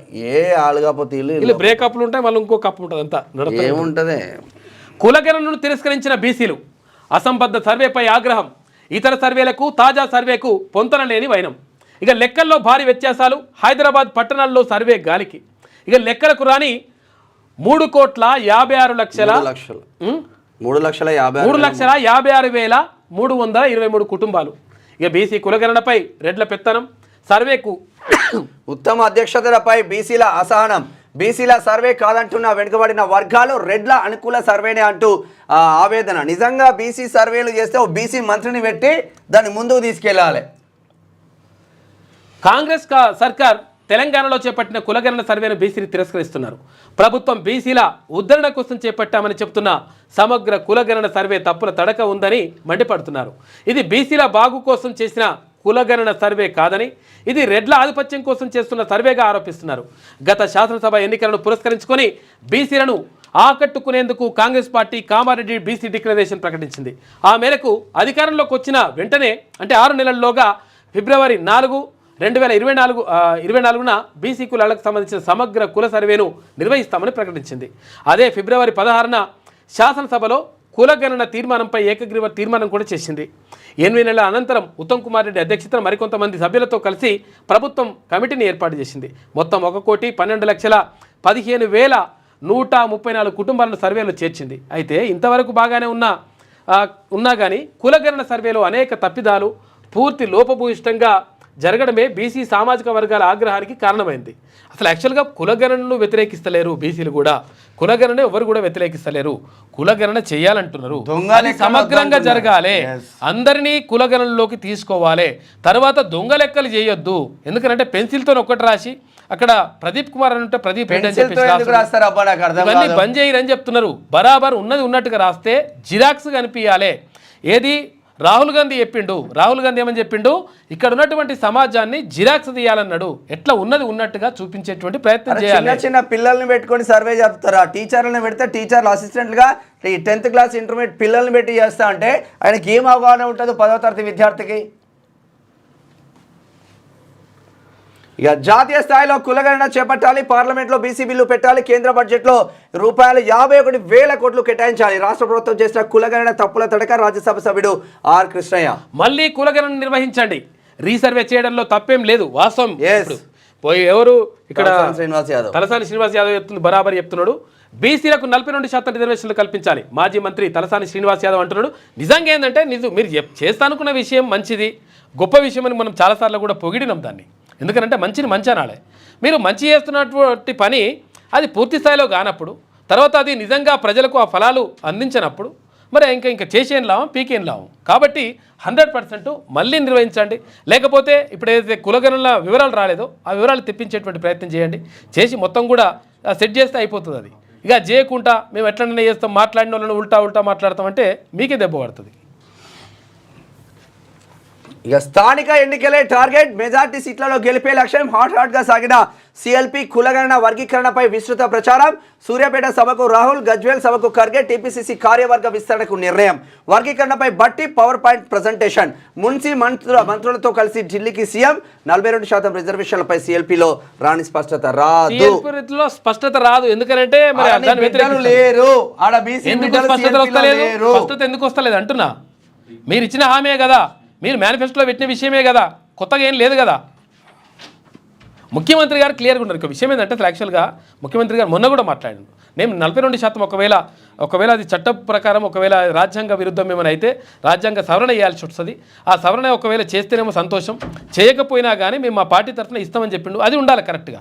కానీ కొంతమందికి ఇష్టం లేదు, కొంతమందికి ఇష్టం లేదు. అట్లా అంటే రేవంత్ రెడ్డిని బదనాం చేద్దామని, తర్వాత ఇక్కడ ప్రభుత్వాన్ని బదనాం చేద్దామని చెప్పేసి అందులోనే ఉన్నటువంటి కొంతమంది ఇది కుట్ర నడుస్తున్నది కథ. అంటే రేవంత్ రెడ్డికి తెలియకుండా జరిగింది అనుకుంటున్నావా? ఏది సర్వే జరిగిందా జరగలేదా? సరికొత్త రికార్డు, తెలంగాణలో భారీగా విద్యుత్ వినియోగం. నిన్న ఒక్కరోజే 15,700 52 మెగావాట్ల వాడకం, వేసవికి ముందే పెరిగిన డిమాండ్, సమస్యలు తలెత్తకుండా ఈసారి ఎండలు పొట్టు దారుణంగా ఉంటుంది అసలు పరిస్థితి. మరి ఏం చేస్తారు? ఓ టు ఢిల్లీకి బీఆర్ఎస్ బృందం పోతుందట. కేంద్ర మంత్రులతో కేటీఆర్ సమావేశం. రాష్ట్రంలో ఏ యూనివర్సిటీ ఏర్పాటు చేయాలి? ఇప్పుడు గుర్తుకొచ్చినట్టున్నది కేటీ రామారావుకు. 10 ఏళ్ళు ఏం చేసినవే? ఇక నవోదయ పాఠశాలను నెలకొల్పాలని వినతి. 10న ఎమ్మెల్యేల అనర్హత పిటిషన్లపై సుప్రీంలో విచారణ. 2 రోజులు ఢిల్లీలోనే ఉండనున్న కేటీఆర్ అంటున్నారు. మరి అప్పుడేమైంది? నవోదయ పాఠశాలలు గుర్తుకు రాలేదు, మనకు ఏ గుర్తుకు రాలేదు, ఏది గుర్తుకు రాలేదు అన్నట్టు ఇప్పుడు గుర్తుకొస్తున్నాయి కొత్తగా. ఇక అంబేద్కర్ను కాంగ్రెస్ గౌరవించలేదు, ఎన్నికల్లో ఆయన ఓడించింది, భారత రత్న కూడా ఇవ్వలేదు ప్రధానమంత్రి నరేంద్ర మోడీ. ఇదైతే వాస్తవమే, పాతది వాస్తవమే అది. ఇప్పుడు అంబేద్కర్ మావోడే అంటారు కాంగ్రెస్, కానీ కాంగ్రెస్ పార్టీ అంబేద్కర్ నిలబడితే కాంగ్రెస్ పార్టీనే ఓడించింది. అంబేద్కర్ కాంగ్రెస్ పార్టీ ఓడించింది వాస్తవమే. ఇండియా కూటమిలో ఢిల్లీ చిచ్చు, ఫలితాలకు ముందే అసమ్మతి. ఇక బీజేపీదే విజయం అంటున్న ఎగ్జిట్ పోల్స్. ఇక కాంగ్రెస్ అహంకారం వల్లే కూటమికి ఓటమి. ఇక Samajwadi party MP Ram Gopal start అయింది ఢిల్లీలో. ప్రతి ఏటా అవార్డులు Telugu film chamber of commerce ప్రకటన ఫిబ్రవరి 6న అందజేయాలని నిర్ణయం. ఈ తెలుగు ఫిలిం ఛాంబర్ ఆఫ్ కామర్స్లో ఎంతమంది తెలంగాణ బిడ్డలు తెలంగాణ వచ్చిన తర్వాత హీరో లైన్లు, ఎంతమంది బిడ్డలు హీరోయిన్ లైన్లు, ఎంతమంది బిడ్డలు నిర్మాత లైన్లు, దర్శకు లైన్లు, మొత్తం ఆంధ్ర పెత్తనం నడుస్తలేదా తెలంగాణ వచ్చిన తర్వాత కూడా ఇండస్ట్రీలో? అదేగా దూదోకల పిల్లగాడు మంచిగా వచ్చి ఆయన మంచిగా డ్యాన్స్ చేసి నేషనల్ అవార్డు కొడితే అది కూడా ఓర్వక ఆయన జైల్లో పెట్టే చెంచల్ కూడా జైల్లో కాలం సమాధానం చెప్తుంది అన్నట్టు అదే జైలుకు మళ్ళీ పోతేవి. అట్లా బంగ్లాలో అల్లర్లు, మరోసారి రెచ్చిపోయిన అల్లరి మూకలు. బంగ్లాదేశ్ జాతిపిత ఇంటికి నిప్పు పెట్టినట. షేక్ హసీనాకు వ్యతిరేకంగా నిరసనలు చేసిండ్రు. షేక్ హసీనా వాళ్ళ తండ్రిని బంగ్లాదేశ్ పితామహుడు అంటారు. వీళ్ళే సర్వనాశనం చేసుకుంటారు. ఎవరు చెప్పారు? ఇది శరార్థిలో ఉన్నటువంటి ప్రధాన కథనాలు. అయితే ఒకసారి పల్లవి చూద్దాం. పల్లవి చూస్తే సరికొత్తగా పరీక్ష పే చర్చ. మోదీతో పాటు హాజరు కానున్న ప్రముఖులు లిస్టులో సద్గురు జగ్గి, వాసుదేవ్, దీపిక, విక్రాంత్ కూడా ఉండబోతున్నారంట. సంఖ్యలేసి గెంటేసిన మౌనమేనా? అమెరికా నుంచి భారతీయులు బహిష్కరణపై దద్దరిల్లిన పార్లమెంట్. ఈ అంశంపై చర్చించాలని డిమాండ్ చేసిన ప్రతిపక్షాలు. లోక్సభ, రాజ్యసభ ప్రారంభమైన కొద్దిసేపటికే వాయిదా. చేతులకు సంఖ్యలు వేసుకుని కూటమి ఎంపీల నిరసన. ఇక డిపోటేషన్ ప్రక్రియ కొత్త ఏమీ కాదు అని చెప్పేసి జయశంకర్ అన్నారు. ఆ దేశ ప్రామాణిక విధానమే, కానీ వారి పట్ల అమర్యాదగా ప్రవర్తించడం సరికాదన్న విదేశాంగ మంత్రి అంటున్నారు. వీళ్ళందరి ఇళ్లకు పెద్ద పాకిస్తాన్ ఓడో బంగ్లాదేశ్ ఓడో చొరబడి వీళ్ళని ఏమైనా చేస్తే అప్పుడు అర్థమవుతుంది. విషయం ఏంటంటే ఈ సంఖ్యలు వేయడాన్ని ఒక్కడాన్ని మాత్రం కొంతవరకు వాళ్ళని అడిగేది ఉండే. సంఖ్యలు వేయడం కరెక్ట్ కాదని చెప్పి చెప్పి అమెరికా రూల్స్ ప్రకారం చిన్న తప్పు చేసినా కూడా వెనకకు మలిసి ఇమీడియట్లీ సంఖ్యలు వేస్తారు. మనలాగా కదర్ చొక్కేయంగానే ఎన్ని తప్పులు చేసినా కూడా సెల్యూట్ కొట్టారు. వాళ్ళు ఉరకగాళ్ళు అన్నట్లు చేస్తారు. కూలిన యుద్ధ విమానం నెల రోజుల్లో 14,000 సెల్ ఫోన్లు రికవరీ చేసిందంట. ఇక ఇది ఇట్లా ఉంటే రూల్స్ బ్రేక్ చేసే కఠిన చర్యలు. పార్టీ ఎమ్మెల్యేల తీరుపై దీపాదాస్ మున్సి సీరియస్. పథకాలను ప్రజల్లోకి తీసుకెళ్లడంలో విఫలమవుతున్నారంటూ మందలింపు. పార్టీ విధానాలపై అనుమానాలు ఉంటే అంతర్గతంగా చర్చించాలని సీనియర్ నేతల సూచన. సీఎం రేవంత్ అధ్యక్షతన 5.5 గంటల పాటు జరిగిన సిఎల్పి సమావేశం. స్థానిక సంస్థల ఎన్నికలు, ఎస్సీ వర్గీకరణ, కులగణన సర్వేపై డిస్కషన్. పథకాలను ప్రజలకు వివరించాలని మంత్రులు. ఎమ్మెల్యేలకు సీఎం దిశానిర్దేశం. ఎమ్మెల్యేలకు కార్యకర్తలకు గ్యాప్ లేకుండా చూసుకోవాలని నేతలకు. ఏ కార్యకర్తకు గ్యాప్ లేకుండా ఉన్నది రాష్ట్రంలో? అసలైన కాంగ్రెస్ కార్యకర్తలు ఇబ్బందులు పడుతున్నారు. ఆ టీఆర్ఎస్ డంపింగ్ వచ్చిన తీసుకొచ్చి పెడితే వాళ్ళకి యూత్ కాంగ్రెస్ ఏమవుతున్నారు, కింద కార్యకర్తలంతా వాళ్ళే ఉంటున్నారు. వాళ్ళు బీఆర్ఎస్ తెచ్చుకొని వాళ్ళకే చేస్తున్నారు పనులు. 40-42 సంవత్సరాల పోరగాన్లు నీకు యూత్ కాంగ్రెస్ లాగా కనిపించిండ్రు. 30 సంవత్సరాల కటాఫ్ పెడితే ఉమ్మడి నా ఖమ్మం జిల్లా మొత్తం అదే జరిగింది కదా. మరి దానిపైన ఒక్కడు మాట్లాడాడు ఎందుకో? బీసీ కులగణన, ఎస్సీ వర్గీకరణపై 2 బహిరంగ సభలు నిర్వహించాలని డిసైడ్ మంచిగా ఉన్నది. కానీ ఎస్సీ వర్గీకరణకు సంబంధించి వాళ్ళు ఏదో డిమాండ్ చేస్తూ ఉన్నారు. ఇక్కడ మాదిగలకు సంబంధించి మాకు 9% ఎట్లు ఇస్తారు, 11% ఇవ్వాలని అంటున్నారు కదా. తర్వాత ఇక్కడ ఇంకా కొంచెం పెంచాలని చెప్పేసి ఇక్కడ మాలలు కూడా, తర్వాత ఉపకులాలు కూడా డిమాండ్ చేస్తున్నాయి. దానిపైన మాట్లాడాలి, దానిపైన మొత్తం ఒక నిర్ణయం తీసుకోవాలి. తర్వాత ఇంకొకటి ఏం చేయాలి, ఇక్కడ బీసీలకు సంబంధించి కులగణన సర్వే అనేటువంటిది సరిగా జరగలేదు. ఈ జరగలేదు కాబట్టి 100% ఇది సరిగ్గా జరిగే విధంగా చూడండి. ఎవరైతే కులగణంలో ఇంకా రాలేదో, వాళ్ళ దగ్గరికి ఎమ్యూనరేటర్ రాలేదో వాళ్ళందరికీ కూడా వివరాలన్నీ కూడా తెప్పియండి. తెప్పించిన తర్వాత వార్డుల వారీగా, గ్రామాల వారీగా, తర్వాత ఇక్కడ ఉన్నటువంటి పరిస్థితులకు అనుగుణంగా అన్ని వివరాలు ఎక్కడికక్కడ పారదర్శకంగా అక్కడ పబ్లిక్ డొమైన్లో పెట్టండి. పెట్టడం ద్వారా మీకు మంచి పేరు వస్తుందని చెప్తా ఉంటే అట్లా ఏం చేయకుండా సపరేట్గా మీరు పోయిరు అనుకో. మొన్న ఇది ఉన్నది కదా, ఏమంటారు రుణమాఫీ. ఈ రుణమాఫీకి పోయినట్టే అవుతుంది మీ పని. ఎందుకంటే రుణమాఫీ మీరు కొంతవరకు చేసిన తర్వాత ఏమైంది, ఇప్పుడు 90% మందికి వేసి 10% మందికి వేయకున్నా కానీ 10% మంది వచ్చి లొల్లి పెడతారు. ఇప్పుడు ఇక్కడ బీసీ కులగణనకు సంబంధించి కూడా ఇక్కడ చాలామందికి ఒకవేళ కొంతమంది చేసి ఉన్నారు, తర్వాత చేయని వాళ్ళు చాలామంది ఉన్నారు. ఈ చేయని వాళ్ళు ఏమవుతుంది, వాళ్ళ దగ్గరికి రాకపోతే అరే మాకు అసలు చేయలేదు, మేము కిరాయి ఇంట్లలో ఉంటున్నాము, కిరాయి ఇంట్లలో ఉంటే మమ్మల్ని మనుషుల లెక్కనే గుర్తిస్తలేరు, మేము ఎట్లా అని చెప్పేసి వాళ్ళు అంటున్నారు. దీంతో ఎక్కువ బదనాం, అంటే ఇప్పుడు మీరు గొప్ప ప్రచారం కంటే ఎక్కువ బదనాం అయ్యేటువంటి అవకాశం ఉంటుంది. కాబట్టి దీన్ని మొత్తం సెట్ చేసి అంతా బరాబర్ సెట్ చేసిన తర్వాత మీరు సభ పెట్టుకొని సంతోషంగా మీ సక్సెస్ అవుతుంది. అంటే మీకు సూచన చేస్తామని మీ ఇష్టం అనేది కాదు. అట్లా కాకుండా మేము సభ పెట్టుకుంటాం, ఇక ఎట్లన్నా ఓని ఎక్కడో అక్కడ ఓని మేము చేసిందే లెక్క అంటే మాత్రం డెఫినెట్గా దెబ్బ పడుతుంది. అంతే కదా. ఇక ఈషా ఫౌండేషన్ వ్యవస్థాపకుడు సద్గురు జగ్గి వాసుదేవ్ ముఖ్యమంత్రి రేవంత్ రెడ్డిని గురువారం మర్యాదపూర్వకంగా కలిశారు. జూబ్లీ హిల్స్ నివాసంలోని సద్గురు కలిసిన సందర్భంగా సీఎం రేవంత్ రెడ్డి షాల్వతో సద్గురును సత్కరించి జ్ఞాపికను బహుకరించారు. వారిద్దరూ దాదాపు 30 నిమిషాలు సమావేశమయ్యారు. తమ ఫౌండేషన్ చేపట్టనున్న కార్యక్రమాలకు రేవంత్ రెడ్డిని సద్గురు ఆహ్వానించారు. తొలి వన్డేలో చిత్తుగా ఓడిన ఇంగ్లాండ్. ఇక పల్లెసీమకు చిమ్మ చీకట్లంట. సమస్యల సుడిగుండంలో ఉన్న ప్రజల కష్టాలు తీరేదెట్లా? ఎన్నికలు నిర్వహించకపోవడంతో కేంద్ర రాష్ట్ర ప్రభుత్వాల నుంచి నిధులు వస్తలేవు. ఇక బిల్లులు రాక మాజీ సర్పంచులు అప్పుల పాలైతే జేబుల నుంచి ఖర్చు చేసిన కార్యదర్శులకు తిప్పలు తప్పడం లేదంట. ఎక్స్ వేదికగా మాజీ మంత్రి కేటీఆర్ ట్వీట్ చేసిండు. ఈ కేంద్ర మంత్రి నితిన్ గడ్కరీతో కేటీఆర్ బృందం భేటీ అయింది. ఇక రోడ్ల అభివృద్ధి కోసం విజ్ఞప్తి, పార్టీ ఫిరాయింపు ఎమ్మెల్యేలపై వేటు పడాల్సిందే, న్యాయవాదులతో చర్చలు జరుపుతున్నాం. ఢిల్లీలో బీఆర్ఎస్ వర్కింగ్ ప్రెసిడెంట్ కీలక వ్యాఖ్యలు చేసిండు. మొత్తం మీద పల్లెలల్లా పల్లెసీమకు చిమ్మ చీకట్లు అని చెప్పేసి అంటా ఉన్నారు అన్నీ. ఎందుకంటే విషయం ఏంటంటే ఇప్పుడు సర్పంచులు పదవీ కాలం అయిపోయి ఏడాది దాటిపోయిన తర్వాత ఇక్కడ స్పెషల్ ఆఫీసర్లను పెట్టినరు. స్పెషల్ ఆఫీసర్లను పెట్టి ఏమైంది, నిజంగా ఏమైనా ఫండ్స్ ఏమైనా ఇస్తున్నారు అంటే కేంద్రం నుంచి వచ్చే ఫండ్స్ ఆగిపోయినాయి, ఇక్కడ రాష్ట్ర ప్రభుత్వం నుంచి వచ్చే ఫండ్స్ ఆగిపోయినాయి. వాళ్ళు మోరీలు తీయించాలన్నా, లేకపోతే ఒకవేళ ఈ పారిశుద్ధ్య కార్యక్రమాలన్నా, లైట్లు వేయించాలన్నా, లేకపోతే ఈ ట్రాక్టర్లు ఏమైనా నడిపియాలంటే కూడా వాళ్ళ చేతుల పైసలు లేకుండా అయిపోయినాయంట. వాళ్ళు పైసలు పెట్టుకోలేక ఇక్కడ ఫండ్స్ రాక రకరకాలుగా ఇబ్బంది పడతా ఉన్నారు వాళ్ళు. ఇది ఇట్లా ఉంటే తెలంగాణకు 176.5 కోట్లు విడుదల చేసిన జాతీయ రోడ్డు రవాణా శాఖ రాష్ట్రాలకు ప్రత్యేక మూలధన పెట్టుబడి సాయం ఇనిషియేటివ్ ఏలో రూపాయలు 125 కోట్లు, ఇనిషియేటివ్ బిలో 51.5 కోట్లు పొందేందుకు తెలంగాణ అర్హత. పాత ప్రభుత్వ వాహనాల స్క్రాప్ 15 ఏళ్లకు పైబడిన వాహనాలు తొలగించే ప్లాన్కు అంగీకారం జరిగిందంట. ఇక పిఈ సెట్ తర్వాత ఎడ్ సెట్ షెడ్యూల్ విడుదలైంది. మార్చి 10న ఎడ్ సెట్ ఉంటుంది, 12న పిఈ సెట్ ఉంటుంది. అంటే నోటిఫికేషన్లు జారీ చేసిండ్రు. జూన్లో పరీక్షలు ఉంటాయి. ఇక ప్రతి ఏడాది ఫిలిం ఛాంబర్ అవార్డులు ఫిబ్రవరి 6న అందజేయాలని టీఎఫ్సిసి నిర్ణయం. ఇక ప్రభుత్వం ఇచ్చే అవార్డులతో పాటు ఇవి కూడా ఉంటాయని వెల్లడి. క్వాలిటీ ఎడ్యుకేషన్ అంటే అందేలా కృషి చేస్తా. టీచర్లకు రావాల్సిన డిఏలు పెండింగ్లోనే ఉన్నాయి. వారి సమస్యలు మండలిలో గొంతుకనవుతా. ప్రభుత్వ స్కూళ్లలో వసతులు సరిగా లేవు. టీచర్ల కొరత ఎక్కువగా ఉంది. టీచర్ ఎమ్మెల్సీ అభ్యర్థి బీజేపీ అభ్యర్థి మల్కా కుమరయ్య కరీంనగర్ కలెక్టరేట్లో నామినేషన్ నిన్న దాఖలు చేసిండు. మల్కా కుమరన్న బీసీలకు 42% రిజర్వేషన్లు కల్పించాలి, చట్టబద్ధత కల్పించకపోతే ప్రభుత్వంపై ఉద్యమిస్తాం. కొండను తవ్వి ఎలుకను పట్టినట్లుగా కులగణనలో బీసీల శాతం తగ్గించి చూపించారు. వ్యూహాత్మకంగా CM Revanth Reddy diversion politics చేస్తున్నారు. కొందరు బీసీ నేతలతో తనను తిట్టించుకొని దృష్టి మళ్లించే యత్నం. కాంగ్రెస్ పై రాజ్యసభ సభ్యుడు రాజకీయాలలో ఎంత దరిద్రమైన సిచ్యువేషన్ స్టార్టింగ్ నుంచి వస్తున్నాయి అంటే ఆర్ కృష్ణయ్య బీసీ నాయకుడు కాబట్టి బీసీలతో తిట్టియాలి. తీన్మార్ మల్లన్న బీసీ మున్నూరు కాపు కాబట్టి ఆ మున్నూరు కాపు సామాజిక వర్గమో బీసీ నేతలతో తిట్టియాలి.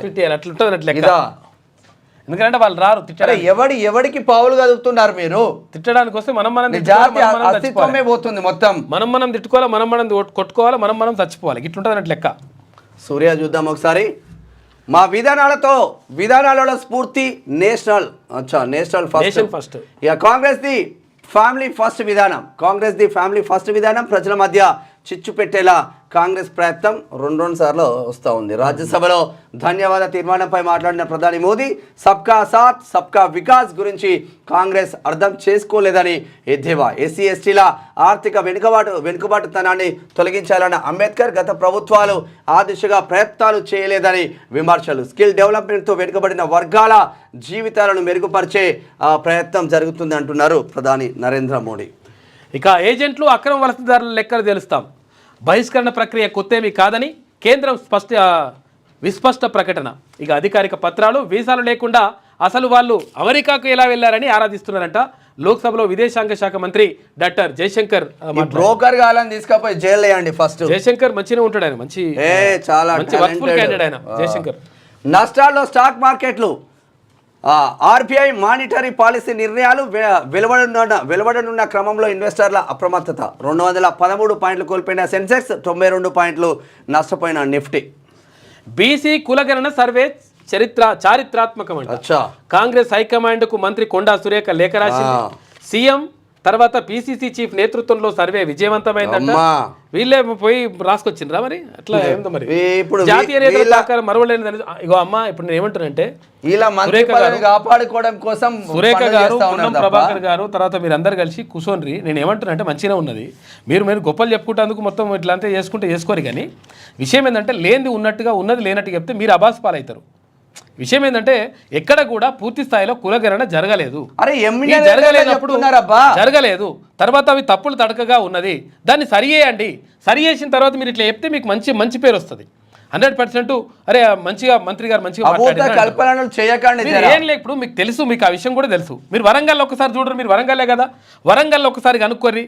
అక్కడ ఉన్నటువంటి ఎవరైతే రెంటుకుంటారు కదా, వరంగల్ కానీ హన్మకొండ కానీ అక్కడ రెంటుకుంటారు కదా. కొండా సురేఖ గారు మీ ఇల్లున్న హన్మకొండ రామ్నగర్ కనుక్కోండి. మొత్తం అందరూ ఎంత మంది ఎమ్యూనరేటర్లు ఇళ్ళకు పోయినరో కనుక్కోండి ఒకసారి. కనుక్కోండి తేలిపోతుంది కదా.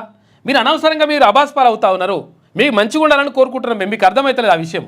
మీరు అనవసరంగా ఇప్పుడు ఇట్లా వచ్చి చేయడం వల్ల, ఇవి అబద్ధం మాటలు నిజమని చెప్పేసి మీరు మీతో మాట్లాడించడం వల్ల మీరే నష్టపోతున్నారు. క్రెడిబిలిటీ కోల్పోతున్నారు. ఇక్కడ పొన్నం ప్రభాకర్ గౌడ్ కానీ, తర్వాత ఇక్కడ కొండా సురేఖ కానీ, ఇంకా మిగతా ఎవరు మాట్లాడినా వాళ్ళు కానీ. విషయం ఏంటంటే అసలు యాక్చువల్గా జరిగిన దాన్ని జరిగినట్టుగా మీరు చెప్పడం వల్ల మీరు క్రెడిబిలిటీ కోల్పోతూ ఉన్నారు. కాబట్టి అవి దాన్ని సరిదిద్దేటువంటి ప్రయత్నం చేయకుండా అంతా అద్భుతం సూపర్ డూపర్ అంటే మీరే నష్టపోతారు. పక్కకున్న వాళ్ళు అనుకోరా? మీ చుట్టుపక్కల ఇండ్లలో ఉన్న వాళ్ళు కూడా కొంతమంది రానోళ్ళు ఉన్నారు. నామినేటెడ్ పోస్టులో బీసీలకు 34% అంట ఏపీలో. ఈసారి విభిన్నంగా పరీక్ష పే చర్చ, సరికొత్త ఐడియా చేసిన ప్రధాని మోదీ. త్వరలో ఎగ్జామ్స్ ఉండడంతో వినూత్నంగా నిర్వహించాలని యోచన. ఈ కార్యక్రమంలో భారీగా పాల్గొనున్న అతిథులు. ఇక బీఆర్ఎస్ చేయలేనిది మేము చేసి చూపించాం. ఓర్వలేక బీఆర్ఎస్ నేతల విమర్శలు, ప్రతిదాడిపై తప్పుడు ప్రచారం అని చెప్పేసి ప్రతిదానిపై తప్పుడు ప్రచారం చేస్తారని చెప్పేసి మంత్రి సీతక్క అంటుంది. సీతక్క మీరు అంటే మంచి గౌరవం ఉన్నది, మీరు కూడా దాని ఏమంటారు ఒకసారి మీరు పరిశీలించండి, ఒకసారి దానిపైన ఎంక్వైరీ చేస్తే ఆటోమేటిక్గా అంత లెక్క అంతా తేలిపోతుంది. అట్లా కాకుండా మీరు కూడా అట్లా మాట్లాడితే మాత్రం మీరు క్రెడిబిలిటీ కోల్పోతారు. మీకు అర్థమైతలేదు అసలు యాక్చువల్గా. సీతక్క మీది నక్సలైట్ పాలసీ, ములుగులో ఏం జరుగుతుందో త్వరలో చెప్తాం. పర్యాటకంలో అభివృద్ధి పథం. రాష్ట్రంలో పర్యాటక అభివృద్ధికి తీసుకోవాల్సిన చర్యలపై పర్యాటక శాఖ అధికారులకు రాష్ట్ర పర్యాటక సినిమాటోగ్రఫీ మంత్రి కందుల దుర్గేష్. ఏపీకి సంబంధించిన వార్త. ఇక హస్తినకు రేవంత్, సోనియా ఖర్గేతో సమావేశం, మంత్రివర్గ విస్తరణపై చర్చ, కులగణన, ఎస్సీ వర్గీకరణపై వివరణ. పలువురు కేంద్ర మంత్రులతో భేటీ అవుతున్నారు. రాష్ట్రానికి రావాల్సిన నిధులపై చర్చకు ఛాన్స్ అని చెప్పేసి అంటున్నారు. అయితే హస్తినకు ఒకవేళ ఇప్పుడు ఏది కేంద్రం నుంచి రావాల్సినటువంటి నిధుల గురించే వెళ్తున్నాడా, లేకపోతే అసలు యాక్చువల్గా పార్టీలో జరుగుతున్నటువంటి ఏదైతే కొంతవరకు అల్లకొల్లోలం జరుగుతున్నటువంటి ఒక ఆరోపణలు ఉన్నాయి. తర్వాత ఆ విషయం పైన మాట్లాడడానికి వెళ్తున్నారా, లేదంటే ఇక్కడ ఏది నామినేటెడ్ పోస్టులు ఏవైతే ఉన్నాయో ఆ నామినేటెడ్ పోస్టులకు సంబంధించి మాట్లాడడానికి వెళ్తున్నారా, మరి మొత్తం మీద ఏదైనా వెళ్ళరు. కానీ 100% ఇక్కడ జరిగినటువంటి పొరపాటును, అంటే మీరు మంచి చేయాలనుకుంటే జరిగినటువంటి పొరపాటును సరిదిద్దేటువంటి ప్రయత్నం చేయండి. చేస్తే అది మంచి జరుగుతుంది, కానీ లేకపోతే ఇంకా నష్టం జరుగుతుంది. తర్వాత ఇంకొకటి ఇక్కడ మన ఆర్టీసీ రాష్ట్ర మంత్రులకు ర్యాంకులు. చంద్రబాబు, పవన్, లోకేష్ను క్రాస్ చేసిన ఫారూక్ అంట. 8వ స్థానంలో నారా లోకేష్, 10వ స్థానంలో పవన్ కళ్యాణ్, మంత్రివర్గ సమావేశంలో సీఎం చంద్రబాబు వెల్లడి. మరి కమ్మ పత్రికలలో రోజు ఇలా ఫోటోలే వస్తాయి కదా, కమ్మగా ఉంటుంది అట్లా. ఇప్పుడు మంత్రులు వెనక పడితే ఆ మంత్రులకు ప్రియారిటీ ఇవ్వాలి కదా. కమ్మ పత్రికలలో ఈనాడు అయితేంది, ఆంధ్రజ్యోతి అయితేంది. మరి కమ్మ పత్రికలలో మొత్తం ఈ వీళ్ళ ఫోటోలు ఎందుకుంటున్నాయి? వాళ్ళే ఉంటాయి. ఇప్పటికైనా ఆలోచించండి. బీసీ గణనపై నిరసనల వెలువ. బీసీ గణన సర్వే రిపోర్ట్ను తగలబెట్టిన ఎమ్మెల్సీ తీన్మాన్ మల్లన్న. రాష్ట్ర ప్రభుత్వం పునర్సమీక్షించాలి. బీసీ మంత్రి పొన్నం ప్రభాకర్ ఎందుకు ఉండరు? అయితే బస్సు యాత్ర నిర్వహిస్తాం. బీసీ సంఘం నేత జాజుల శ్రీనివాస్ గౌడ్ చెప్తా ఉన్నాడు, బస్సు యాత్ర నిర్వహిస్తామని చెప్పేసి. బీసీలను అణచివేసే దొంగ గణాంకాలను అంగీకరించబోం. జాతీయ బీసీ సంక్షేమ సంఘం జాతీయ ఉపాధ్యక్షుడు గుజ్జ సత్యం, బీసీ రాజ్యాధికార సమితి అధ్యక్షుడు దాసు సురేష్ అంటా ఉన్నారు. మొత్తం మీద ఇక్కడ బీసీ కులగణనకు సంబంధించి 100% నిరసనలు వెల్లువెత్తుతా ఉన్నాయి. నిజంగా పూర్తి స్థాయిలో ఇది కులగణన జరగలేదు. కొన్ని కాలనీలే అక్కడ కులగణన జరగలేదని చెప్పేసి వాళ్ళు చెప్తా ఉన్నారు. దానికి సంబంధించినటువంటి ఆధారాలు కావాలంటే మా దగ్గర ఉన్నాయి, కావాలంటే మా దగ్గర రండి, తీసుకోండి, మేము బరాబర్ మీకు ఆధారాలు ఇస్తాం, వాళ్ళ ఫోన్ నెంబర్లు ఇస్తాం. ఏ కాలనీలో ఆ కాలనీ, ఆ వార్డు ఏందో, ఆ కథ ఏందో, ఆ ఇల్లు ఏందో, ఇంటి నెంబర్ ఏందో మీకు కావాలంటే మేము ఇస్తాం ఆధారాలు. కావాలని నేను ఏమంటున్నానంటే ఇది కులగణన జరగలేదని చెప్తా, అంటే పూర్తి స్థాయిలో జరగలేదు, జరిగిన వాటిలో కొన్ని తప్పులు జరిగిందని అంటా ఉన్నారు. దీనికి సంబంధించి సమగ్రంగా విచారణ జరపాలి. నిజంగా జరిగిందా, జరగలేదా, లేకపోతే అక్కడ పెన్సిల్తో పెట్టుకొని పోయి ఇక్కడ ఏది ప్రదీప్ కుమార్ అని ఉంటే ప్రదీప్ రెడ్డి అని రాసినరా, వాస్తవమేనా కాదా, ఇవన్నీ కూడా ఒకసారి ఎంక్వైరీ చేసి కరెక్ట్గా మనం దాన్ని సెట్ చేసి పడేస్తే ఒక్క రోజులో వేయచ్చు. నేను చెప్తా ఉన్నా, నాకు ఒక్క అవకాశం ఇవ్వండి, ఒక్క రోజులో నేను ఈ కులగణన మొత్తం కంప్లీట్ చేసి పెడతా. అయితే విషయం ఏంటంటే మనకు ప్రభుత్వ యంత్రాంగం పూర్తి స్థాయిలో రాష్ట్ర వ్యాప్తంగా ఉంటుంది.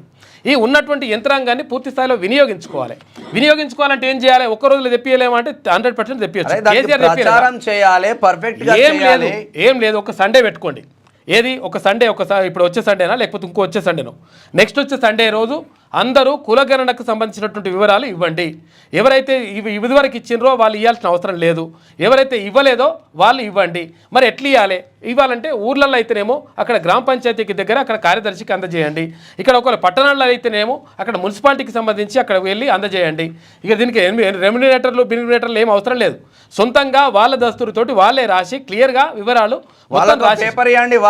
ఆ పేపర్ మీరు పబ్లిక్ డొమైన్లో పెట్టండి, దాన్ని డౌన్లోడ్ చేసుకుంటారు, దాన్ని జిరాక్స్ తీసుకుంటారు, జిరాక్స్ తీసుకొని వాళ్ళే పేపర్ నింపేసి వాళ్ళు తీసుకొచ్చి ఇస్తారు.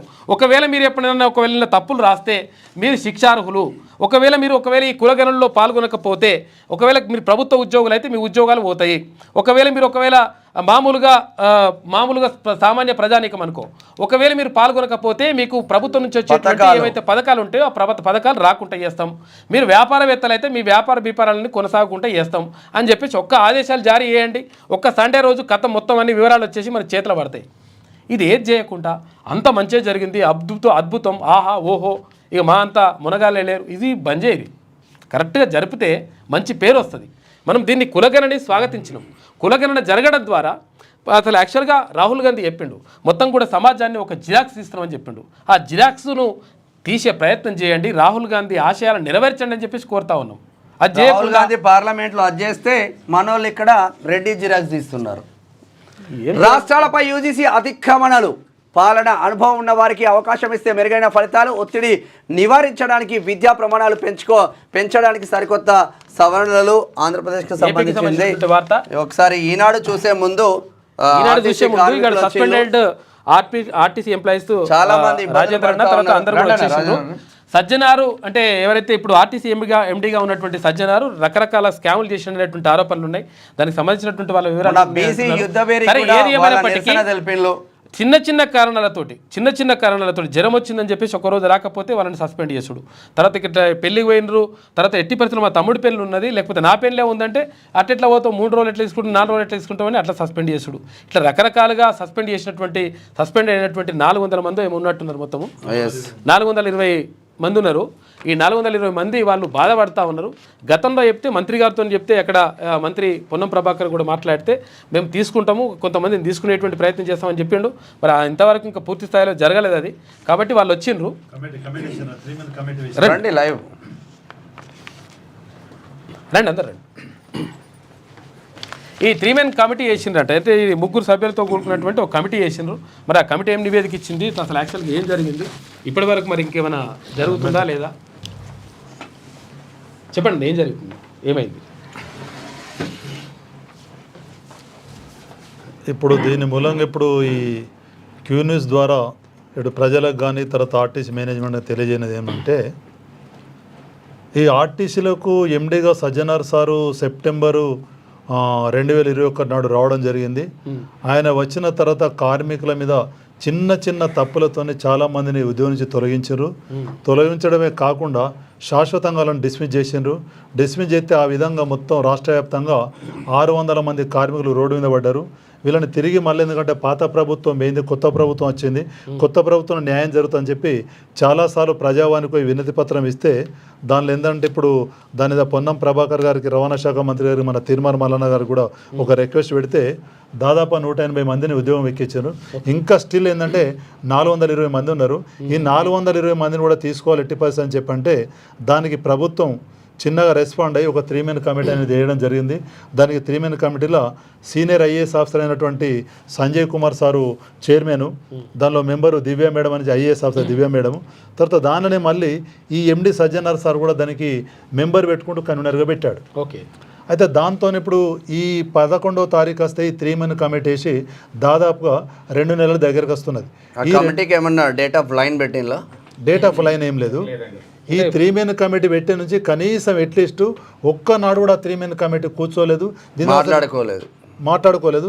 అసలు ఈ 3 మెన్ కమిటీ ఎందుకు పెట్టినని చెప్పి మేము ఒక 20 మంది సెక్రటరీకి పోయి సంజయ్ కుమార్ సార్ని అడిగితే సంజయ్ కుమార్ సార్ అయ్యో 3 మెన్ కమిటీ వేసిన నాకు తెలియదు అని చెప్పాను అన్నాడు. ఆయన మెంబర్ గానే తెలియదు అప్పుడు స్టార్టింగ్లో అట్లా ఉంటుంది ప్రభుత్వం. అంటే టైం పాస్ చేయడం కోసమే పనిచేస్తుంది కానీ చిత్తశుద్ధితో రేవంత్ రెడ్డి ఒక్క మాటతో 180 మందిని క్లియర్ చేసింది కదా. చేసిండ్రు. అదే అంటున్నా, చిత్తశుద్ధితో చేసిండ్రు. అదే 420 మందిని దగ్గర ఉన్న వాళ్ళు ఉన్నారు. తర్వాత బిడ్డల పెళ్లిళ్ళు వాళ్ళ బెనిఫిట్స్ అన్నీ వస్తాయి కదా. రకరకాలుగా ఇబ్బంది పడుతున్నారు. తర్వాత యాక్చువల్గా ఇది తప్ప ఇంకా మళ్ళీ వేరే పరిస్థితుల్లో లేని వాళ్ళు కూడా ఉన్నారు. తర్వాత దీర్ఘకాలికంగా వాళ్ళ కుటుంబ సభ్యులు వ్యాధిన పడ్డ వాళ్ళు ఉన్నారు. రకరకాలుగా ఇబ్బందులు పడుతూ ఉన్నారు. వీళ్ళకి సంబంధించి ఒక మానవతా దృక్పథంతో ఆలోచించాల్సిన అవసరం ఉంటుంది. చిన్న చిన్న తప్పులకు అసలు యాక్చువల్గా కొన్ని తెలిసి బంద్ చేయాలి. అయితే ఆ చిన్న తప్పులకు వాళ్ళు బలైపోయినరు. కాబట్టి ఒక అవకాశం ఇవ్వని చెప్పేసి వాళ్ళు రిక్వెస్ట్ చేసిండ్రు. ప్రభుత్వం కూడా సానుకూలంగానే స్పందించింది. ఆ సానుకూలంగా స్పందించడంతో 180 మందిని మళ్ళీ రీఇన్స్టిట్యూట్ చేసిండ్రు. నీకు ఎంత ఏజ్ ఎంత? నీకు 54. ఎంత ఉంది ఇంకా నీకు సర్వీస్? నాకు ఇంకా 6 years ఉంది. 6 years. నీది ఎంత ఉన్నది? 46. నీకు మీరు ఏం చేసేదమ్మా ఆర్టీసీలో? కండక్టర్. ఎందుకు తీసేసి నిన్ను? చిన్న తప్పులు. ఏం తప్పు చేసినావు? టికెట్ ఇష్యూ వల్ల ఫుల్ టికెట్ అని హాఫ్ టికెట్ తీయడం. ఫుల్ టికెట్ హాఫ్ టికెట్ అని లేకపోతే ఇక్కడ మీరేం చేసేదమ్మా? కండక్టర్గా చేసేది. ఏం దేనికోసం తీసేసి నేను? టికెట్ ఇష్యూ వల్లనే తీసేసిండు. ఏం టికెట్ ఇష్యూ అంటే ఏంది ప్రాబ్లం? ఫుల్ టికెట్ కొట్టేది హాఫ్ టికెట్ కొట్టడం వల్ల టిమ్ ప్రాబ్లం వచ్చి మిషన్ ప్రాబ్లం. కొందరు పిల్లలు ఏం చేస్తారు, పేరెంట్స్ ఏం చేస్తారంటే నా కొడుకు ఆయనకి 6 సంవత్సరాలు 7 సంవత్సరాలు ఉంటాయి, మావాడు 4 సంవత్సరాలే అంటారు. వీళ్ళు హాఫ్ టికెట్ కొట్టి హాఫ్ టికెట్ ఎట్లా కొట్టినావు చెప్పండి. అంతేకాకుండా టిమ్ అనగా టికెట్ ఇష్యూయింగ్ మిషన్, ఆ మిషన్ ఉంటుంది కండక్టర్ల దగ్గర. ఈ టిమ్తో ఈ టికెట్లు ఇష్యూ చేసేటప్పుడు ఆ టికెట్ సరిగా రాకపోవడం స్ట్రైక్ అయిపోయింది. ఆ స్ట్రైక్ అయిపోయినటువంటి ఆ టికెట్ మీద మేము మరి అందులో ఫీడ్ అయిన నెంబర్ చూసి వేసిస్తాం. ఆ విధంగా వేసినటువంటి వాటిని మీరు ఇలా ఎందుకు చేశారని చెప్పేసి రిమూవ్ చేయడం జరిగింది. అదేవిధంగా కొన్ని సందర్భాలలో టికెట్ ఇష్యూయింగ్ చేసేటప్పుడు మిషన్లో నంబర్ల జంప్ అవుతాయి. ఓకే. ఇప్పుడు ఆ జంప్ అయినటువంటి నంబర్లు జంప్ అవడానికి కారణం ఎవరు? టిమ్ము. అంటే మీరు నాసిరకం మిషన్లు మీరు ఇస్తున్నారు టెక్నికల్గా, ఆ రకంగా మీరు నాసిరకం మిషన్లు ఇస్తూ దాని ప్రభావం మా మీద పడుతుంది. చిన్న విషయాలు ఇవి పెద్ద విశేషాలు ఏం కాదు కదా. వీటి కోసం మమ్మల్ని ఆర్టీసీ నుంచి సస్పెన్షన్ వెంటనే రిమూవ్ చేస్తాం. ఇప్పుడు ఏంటంటే ఇప్పుడు ఈ 3 మెన్ కమిటీ దగ్గరికి మేము బీసీ రాజకీయ యుద్ధ పేరుకి వరంగల్ వచ్చిన తర్వాత సెకండ్ నాడు వస్తే మేము థర్డ్ నాడు ఇష్టపడి 4th నాడు మళ్ళీ మేము సంజయ్ కుమార్ సార్ను కలవడం జరిగింది. సంజయ్ కుమార్ సార్ను తర్వాత ప్రజావానికి చిన్నారెడ్డి సార్ను దివ్య మేడంను కలిస్తే మేము ఒక 10 మంది వెళ్తే లేదంటే మీ సమస్యను ఒక కొలిక్కి తీసుకొస్తాం. 5th నాడు రేపే 5th నాడు మేము కూర్చుంటున్నాం. 5th నాడు ఏదో చేస్తే మేము చాలా రకాల బతినడం జరిగింది. అయితే ఇప్పుడు ఏమిటిదని అంటే ఇంతమందిని తీసి రోడ్డు మీద పడేసినటువంటి ఈ సజ్జనార్ సార్ అంటే చిన్న తప్పు. ఈయనది ఒక 70 రూపాయల టికెట్, 70 రూపాయల టికెట్కి రిమూవ్ చేసి ఈయనది 40 రూపాయలు. ఇప్పుడు నేనేమంటున్నానంటే ఈ సజ్జనార్ సార్ కన్నా ముందు మంచి మంచి inspector general of police IGP cadre వాళ్ళు మొదలెస్తారు, చాలా మంది పనిచేసిపోయారు. దినేష్ రెడ్డి సార్ కావచ్చు, ఏకే ఖాన్ కావచ్చు, చాలా మంది పనిచేశారు, చాలా మన ఐపీఎస్ ఆఫీసర్లు పనిచేశారు, అప్పారావు కానీ తర్వాత ఆంజనేయ సార్. ఇప్పుడు వాళ్ళందరి వచ్చి పనిచేసిపోయినారు. ఇప్పుడు నేనేమంటున్నా మా చిన్న తప్పులకు మీరు తీసేసాను కదా అని చెప్పి ఈ సజ్జనార్ సార్ వచ్చిన తర్వాత అసలు ఆర్టీసీ ఏం జరుగుతుంది దాని మీద నేను ఒక 18 కాంటెంట్స్ మీద నేను డైరెక్ట్ ఏకంగా ఏంటంటే నేను ప్రధానమంత్రి గారికి నేను కంప్లైంట్ రాసి అది సెంట్రల్ గవర్నమెంట్ వాళ్ళకు 5 మందికి, స్టేట్ వాళ్ళు ఒక 10 మందికి పెట్టి దీనిలో ఒకవేళ ఇప్పుడు ఈ కాంటెంట్స్ ఏవైతే ఉన్నాయో దీన్ని మీరు ఎంక్వైరీ జరపండి. అలా మేజర్ కాంటెంట్స్ ఏంది, మా బస్సులు ఏంటంటే ఇంకా 2 లక్షల కిలోమీటర్లు కూడా తిరగచ్చు.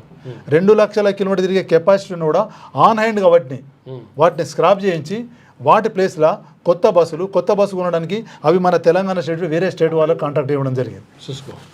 తర్వాత రెండో విషయం ఏంటంటే మా దాంట్లో ఇంతకుముందు అంటే వాటర్ వేరే కిన్లే వాటర్ తర్వాత టాటా వాటర్ ఉండే వాటిని తీసేసి ఏం చేశారంటే మళ్ళీ దాన్ని ఒకటి జీవా వాటర్ అనేది ప్రవేశపెట్టారు. జీవా వాటర్ అలా బొమ్మాడితో వరదన్నాడు. ఆ జీవా వాటర్ ఎక్కడ అదొకటి ఎవరిది మన సజ్జనార్ వల్ల.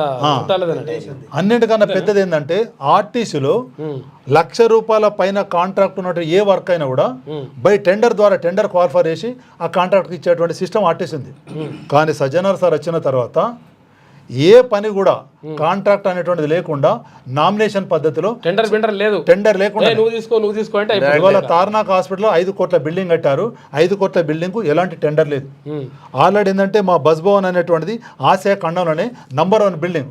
అలాంటి బిల్డింగ్ ఉన్నా కూడా మళ్ళీ ఏం చేసిందంటే గచ్చిబౌలిలో మళ్ళీ ఇంకొకటి అక్కడ ఒక ఆఫీస్ ఓపెన్ చేశారు. డబ్బులు ఏదో వృధా ఖర్చులు పెట్టకుండా వీళ్ళ జీవితాలు బాగుపడతాయి. అయితే ఇప్పుడు నేనేమంటున్నా అంటే ఇప్పుడు ₹70, ₹30, ₹40 ఫ్రాడ్ చేస్తే ఇప్పుడు ₹70 ఫ్రాడ్ చేస్తే ఆ ₹70 ఒకవేళ ఆయన తప్పిపోయి తీసుకున్నా కూడా అది ఎందుకు అన్నం కోసం చేస్తున్నాడు. ₹70తో ఒక అన్నం వస్తుంది. ఇక్కడ మొత్తం టోటల్ ఏంటంటే కంప్లైంట్ పెట్టాను. ఆ కంప్లైంట్లో ఏది ఫాల్స్ కంటెంట్ ఉన్నా కూడా నన్ను ప్రాసిక్యూట్ చేయమంటున్నా. దానిలో ఎందుకంటే 200 మంది సంతకాలు పెట్టారు. దాని మీద ఎంక్వైరీ పుట్టబియాలంటున్నాం. మాకు ఉద్యోగులు ఇచ్చుడు 3 మంత్ కమిటీ డిసైడ్ చేసినా పర్లేదు కానీ దానిలో ఎందుకంటే నేను దీనిలో మొత్తం ఏంటంటే ఈ కాంటెంట్స్ మీద ఎంక్వైరీ కండక్ట్ కావాలి.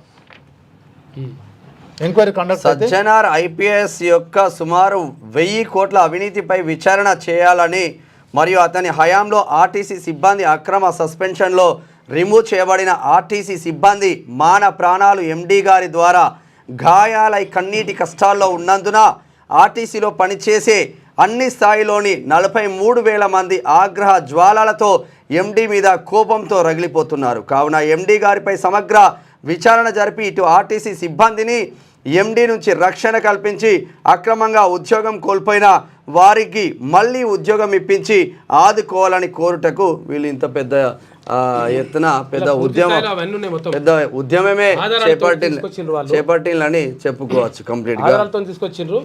ఎండి సజ్జనార్ ఎవరైతే ఉన్నారో సజ్జనార్ 1000 కోట్ల రూపాయల అవినీతి జరిగిందంటే ఆరోపణ.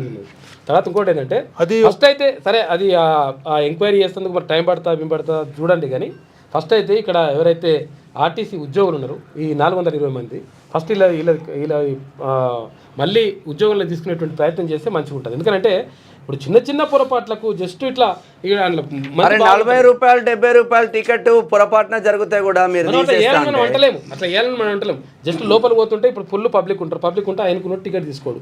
దాని మన అక్కడ రాజకీయ నాయకులు అవినీతి కోట్లకు చేస్తూ ఉంటారు కదా.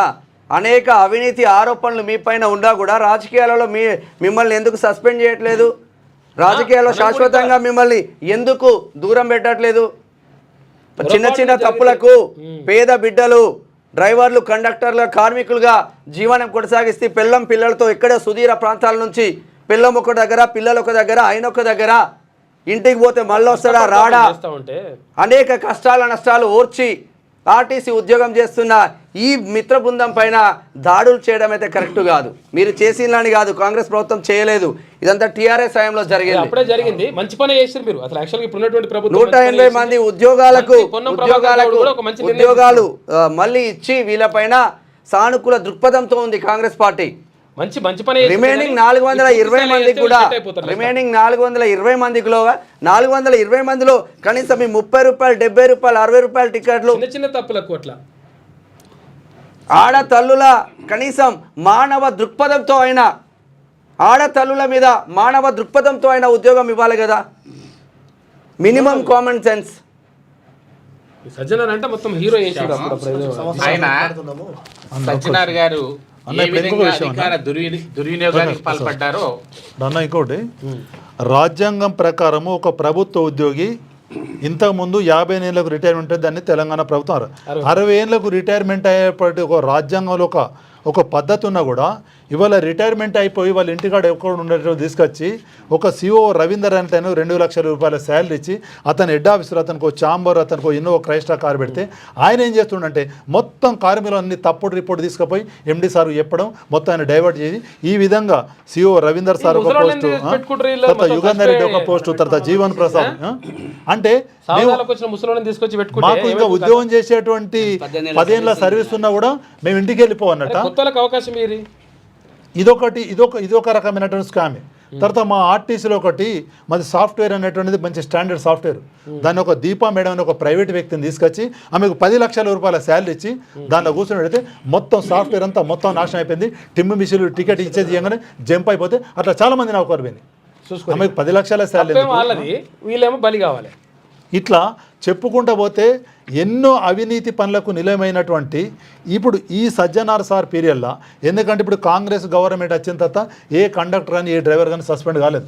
వీళ్ళంతా ఏంటంటే బీఆర్ఎస్ ప్రభుత్వంలో సస్పెండ్ రిమూవ్ అయ్యారు. అందుకోసం ఏంటంటే ఈయన పీరియడ్లో ఈ 3.5 సంవత్సరాల కాలంలో అసలు సజ్జనార్ యొక్క పీరియడ్లో ఏం అవినీతి జరిగింది. ఇట్లా మాట్లాడుతున్నాను రాజధాని మీద ఇప్పుడు పాత ఏమో తీసుకొచ్చేసి అట్లా ఇట్లా తీసుకొచ్చేసి వాళ్ళకి పైసలు ఇచ్చి ఏవో ఇట్లా ఈయన అట్లా ఇట్లా అని చెప్పేసి ఈయన మీద ఆరోపణలు చేసి ఇవన్నీ చేసి ఆయన ప్రజల కోసం కార్మికుల కోసం అవార్డులు వచ్చినాయి సార్. అటెండెన్స్ ఫుల్ అటెండెన్స్ అని కేఎంపీఎల్ అని మంచి ఈపీకే వచ్చినాయి, నాకు అవార్డులు వచ్చినాయి. ఒక చిన్న పొరపాట్ల వాళ్ళు బైకులు స్కిడ్ అయ్యి వాళ్ళు వచ్చి పడిపోయినందుకు అసలు మాట్లాడనీలే. మా డిఎం గారు మాట్లాడి ఎక్స్ప్లెయిన్ చెప్దామంటే నిదేం తప్పలేదులే అని రిమూవ్ లెటర్ సంతకం పెట్టినంత వరకు నాకు తెలియకుండా చేసారు. ఎంక్వైరీని అడిగితే ఎంక్వైరీని చేయకుండా సిఏ గారు వాళ్ళ అన్న ఏం లేదు, ఆర్టీసీ కార్మికులను టార్గెట్ చేసుకొని చిన్న తప్పు దొరికినా కూడా సర్వీస్ రిమూవ్ చేద్దామని అప్పుడు కంకణం కట్టుకొని చేసిన పెద్ద తప్పులను మనం కూడా ఉపేక్షించమని. ఆర్టీసీ ఎవరైనా చంపేస్తే మాత్రం దాన్ని మనం ఉపేక్షించమని మనం అడగం. కాకపోతే ఏంటంటే చిన్న పొరపాట్లు తెలిసి తెలియని పొరపాట్లకు, లేకపోతే ఒక రోజు సెలవు పెడుతున్నాం, లేకపోతే ఒక టికెట్ ఇట్లా లోపల కొందరు ఉన్నారబ్బా డ్రైవర్లు.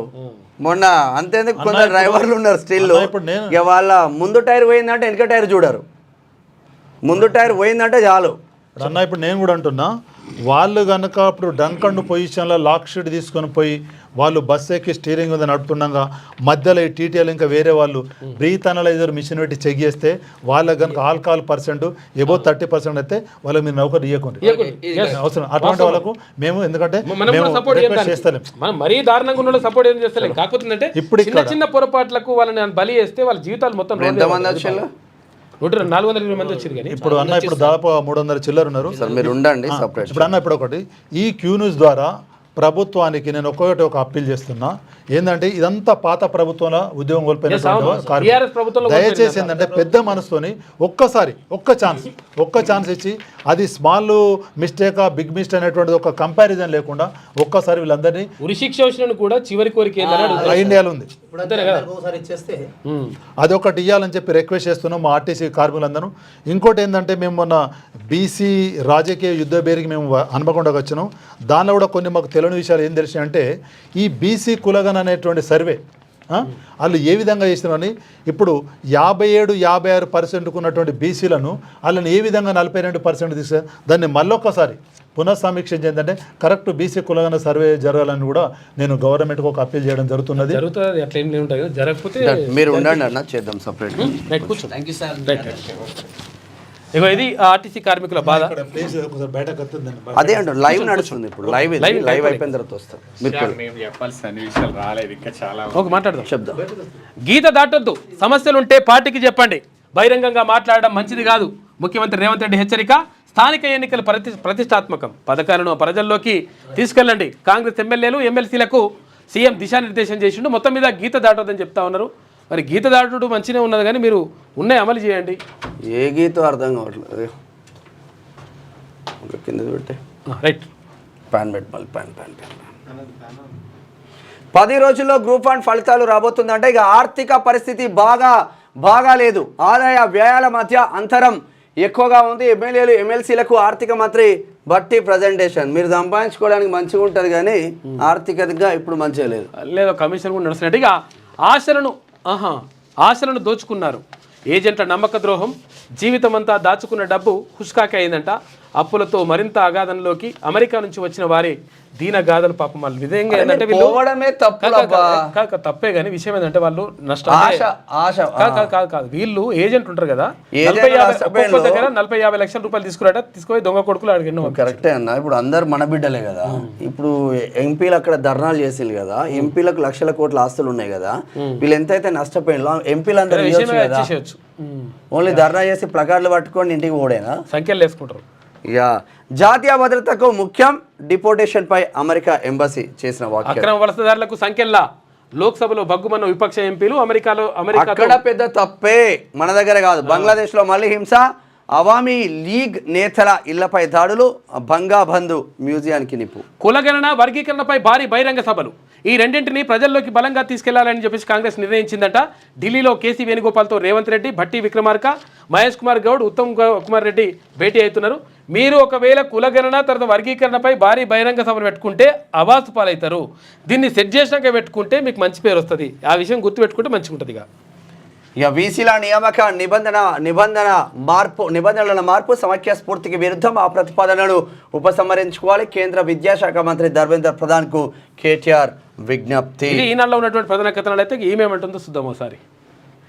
ఇక కాళేశ్వరం నీళ్ళు ఇచ్చి ఆదుకోండి.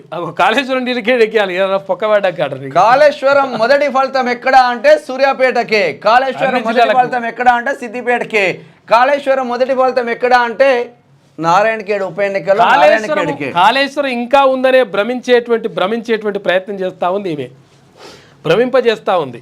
ఎందుకంటే ఉన్నది అంటుంది.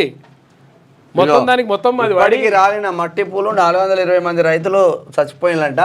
ఎండిన చేను, గుండె పగిలిన రైతు, అప్పులతో జడిసి తనువు చాలించిన అశోక్ రెడ్డి మోత్కూరు. ప్రాణం తీసిన ఇందిరమ్మ ఇళ్ల జాబితా. ఇల్లు కాలిపోయిందని తనకు ఇల్లు కేటాయించాలని కోరినా లెక్క చేయని ప్రభుత్వం. మరి ఏం బీకిండ్రు, మీరేం చేసిండ్రా నాయన? ఇన్ని రోజులు అయితే మరి ఇప్పుడు 10 ఏళ్ళ నుంచి ఏం చేసిండ్రు? డబుల్ బెడ్రూమ్ ఇల్లు ఇస్తే ఇప్పుడు ఆయన చచ్చిపోయేటోడు కాదు కదా, ఆ సావుకు మీరే కారణం కదా. మళ్ళీ ఇప్పుడు ఉన్నటువంటి ప్రభుత్వం మీద అంట సుప్రీం చూస్తున్నది. సిఎల్పి వేటికి రాని 10 మంది ఫిరాయింపు ఎమ్మెల్యేలు. సుప్రీంకోర్టులో అనర్హత కేసు విచారణ నేపథ్యంలో డుమ్మా.